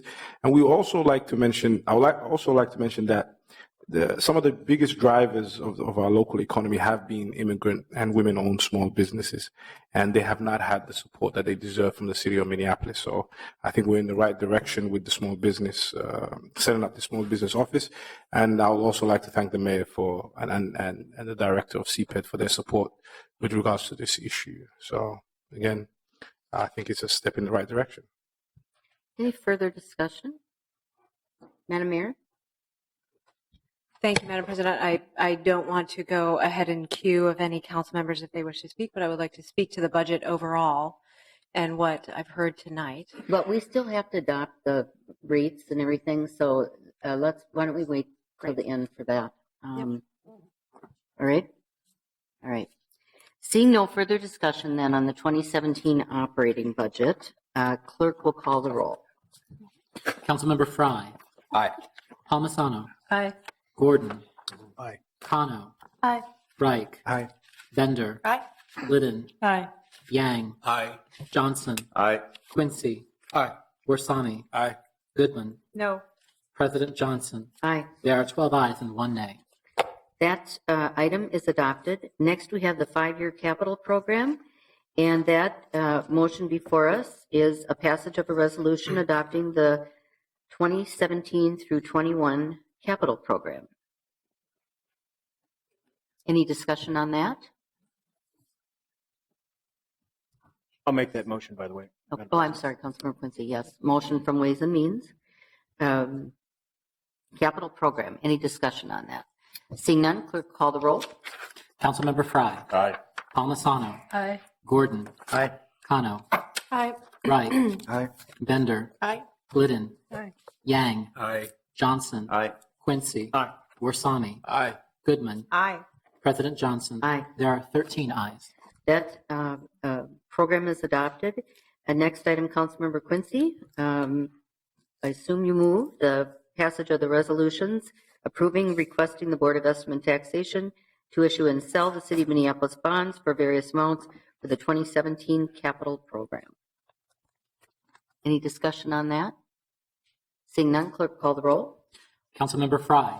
Aye. Palmisano. Aye. Gordon. Aye. Kano. Aye. Wright. Aye. Bender. Aye. Glidden. Aye. Yang. Aye. Johnson. Aye. Quincy. Aye. Warsami. Aye. Goodman. Aye. President Johnson. Aye. There are 13 ayes. That item is adopted. Next, we have the utility rates as recommended by the Ways and Means Committee.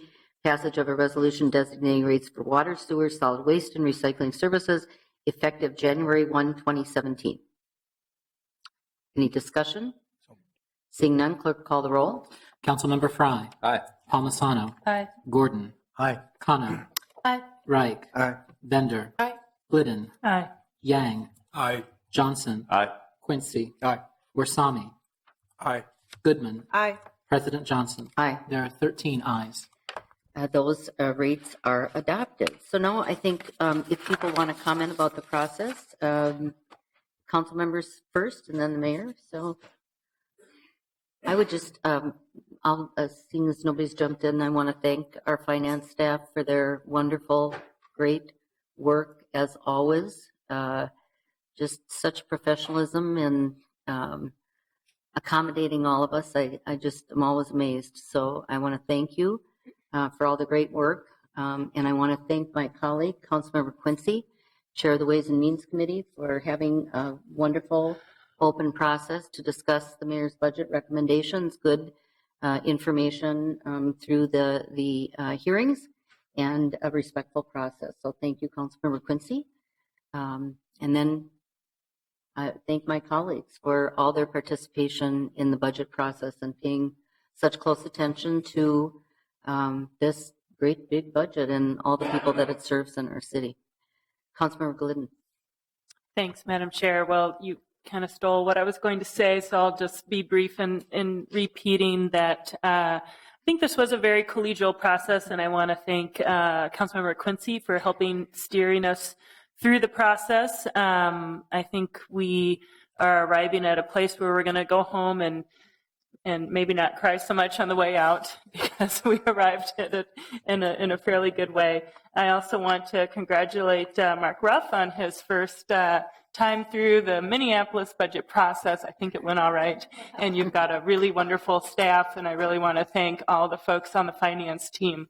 And thank also the clerks who have staffed us extremely well and are here late at night with us, as they always are, because they have to be, but we know that they love it. So thank you. Madam Mayor. Thank you, Madam President, and thank you for letting me speak. As so many times I've thought about the budget since August, since I presented it to you all in August, often I thought of it in terms of balance. Balancing different needs in the city, balancing different perspectives on how we approach public safety, all of that. And I think I initially thought even tonight when I came in that the comments I would make at the end hopefully could be about balance. But now I understand that we have actually changed the center of gravity on how we think about public safety in the city of Minneapolis. The conversation tonight, yes, it's about balancing, knowing that we need to balance the needs of law enforcement and the needs of community. But this is actually understanding that those two things are now intertwined with one another. And Madam President, you pointed out there was a lot of discussion tonight about investment in public collaborative community strategies for public safety. And that was notable to me as well. that the conversation tonight was about public safety and how we provide it, and that most of that conversation about public safety was about the partnerships we build in community and the impact that has on our public safety, and the increased investments that you all chose to make tonight in that way of approaching public safety, in addition to 15 additional police officers, in addition to the other investments that were in this budget. It's not just law enforcement in the 21st century, it's public safety, and we all have a role to play in that. Community members, law enforcement, elected leaders, all of us have a role. And so it signals a change in how we are doing that and how they relate to one another. You know, and we are going to need to be able to come together and work with community to think about how to keep our community safe for the next 4 years. I think the increased investment in civil rights is another example of how we're going to need to come together in the next 4 years to work together. And there's a lot of great things in this budget, a lot of great things that balance making sure we're running the city well, making sure we're managing our growth well, traffic control agents, firefighters, a Get to Yes City. That's yes about helping small business owners navigate their way through the city, but also making sure that our city is a place that understands people shouldn't have to work so hard to navigate, that we are customer service focused, and that our regulators say no, but that we can also invite them to say, but here's how we can get to yes, so you can invest in the city of Minneapolis. There's a lot of investment in our staff in this budget for training for them, for helping enhance their work and so that they can do it better. And I think that's one of the calls that we've had and that we've shared together. So there's a lot in here, and a lot of it is about balance, but there is a center of gravity that has shifted when we think about public safety and how we do that together as a community. And I think that is one of the most significant things that I will take away from this whole budget process and the whole conversation we've been having for the last year about how we provide public safety. So thank you. Thank you to the council. Thank you to the staff. Thank you for your consideration and your work. Thank you so much to the staff for your work. And I look forward to moving ahead together with this budget in place. Any further discussion? Thank you, Madam Mayor. Seeing none, a motion to adjourn is in order. Moved and seconded. All in approval, say aye. Aye. Opposed? We are adjourned. Are we going to re-adjourn to the next, to Friday? Friday. Friday is our last council meeting of the year.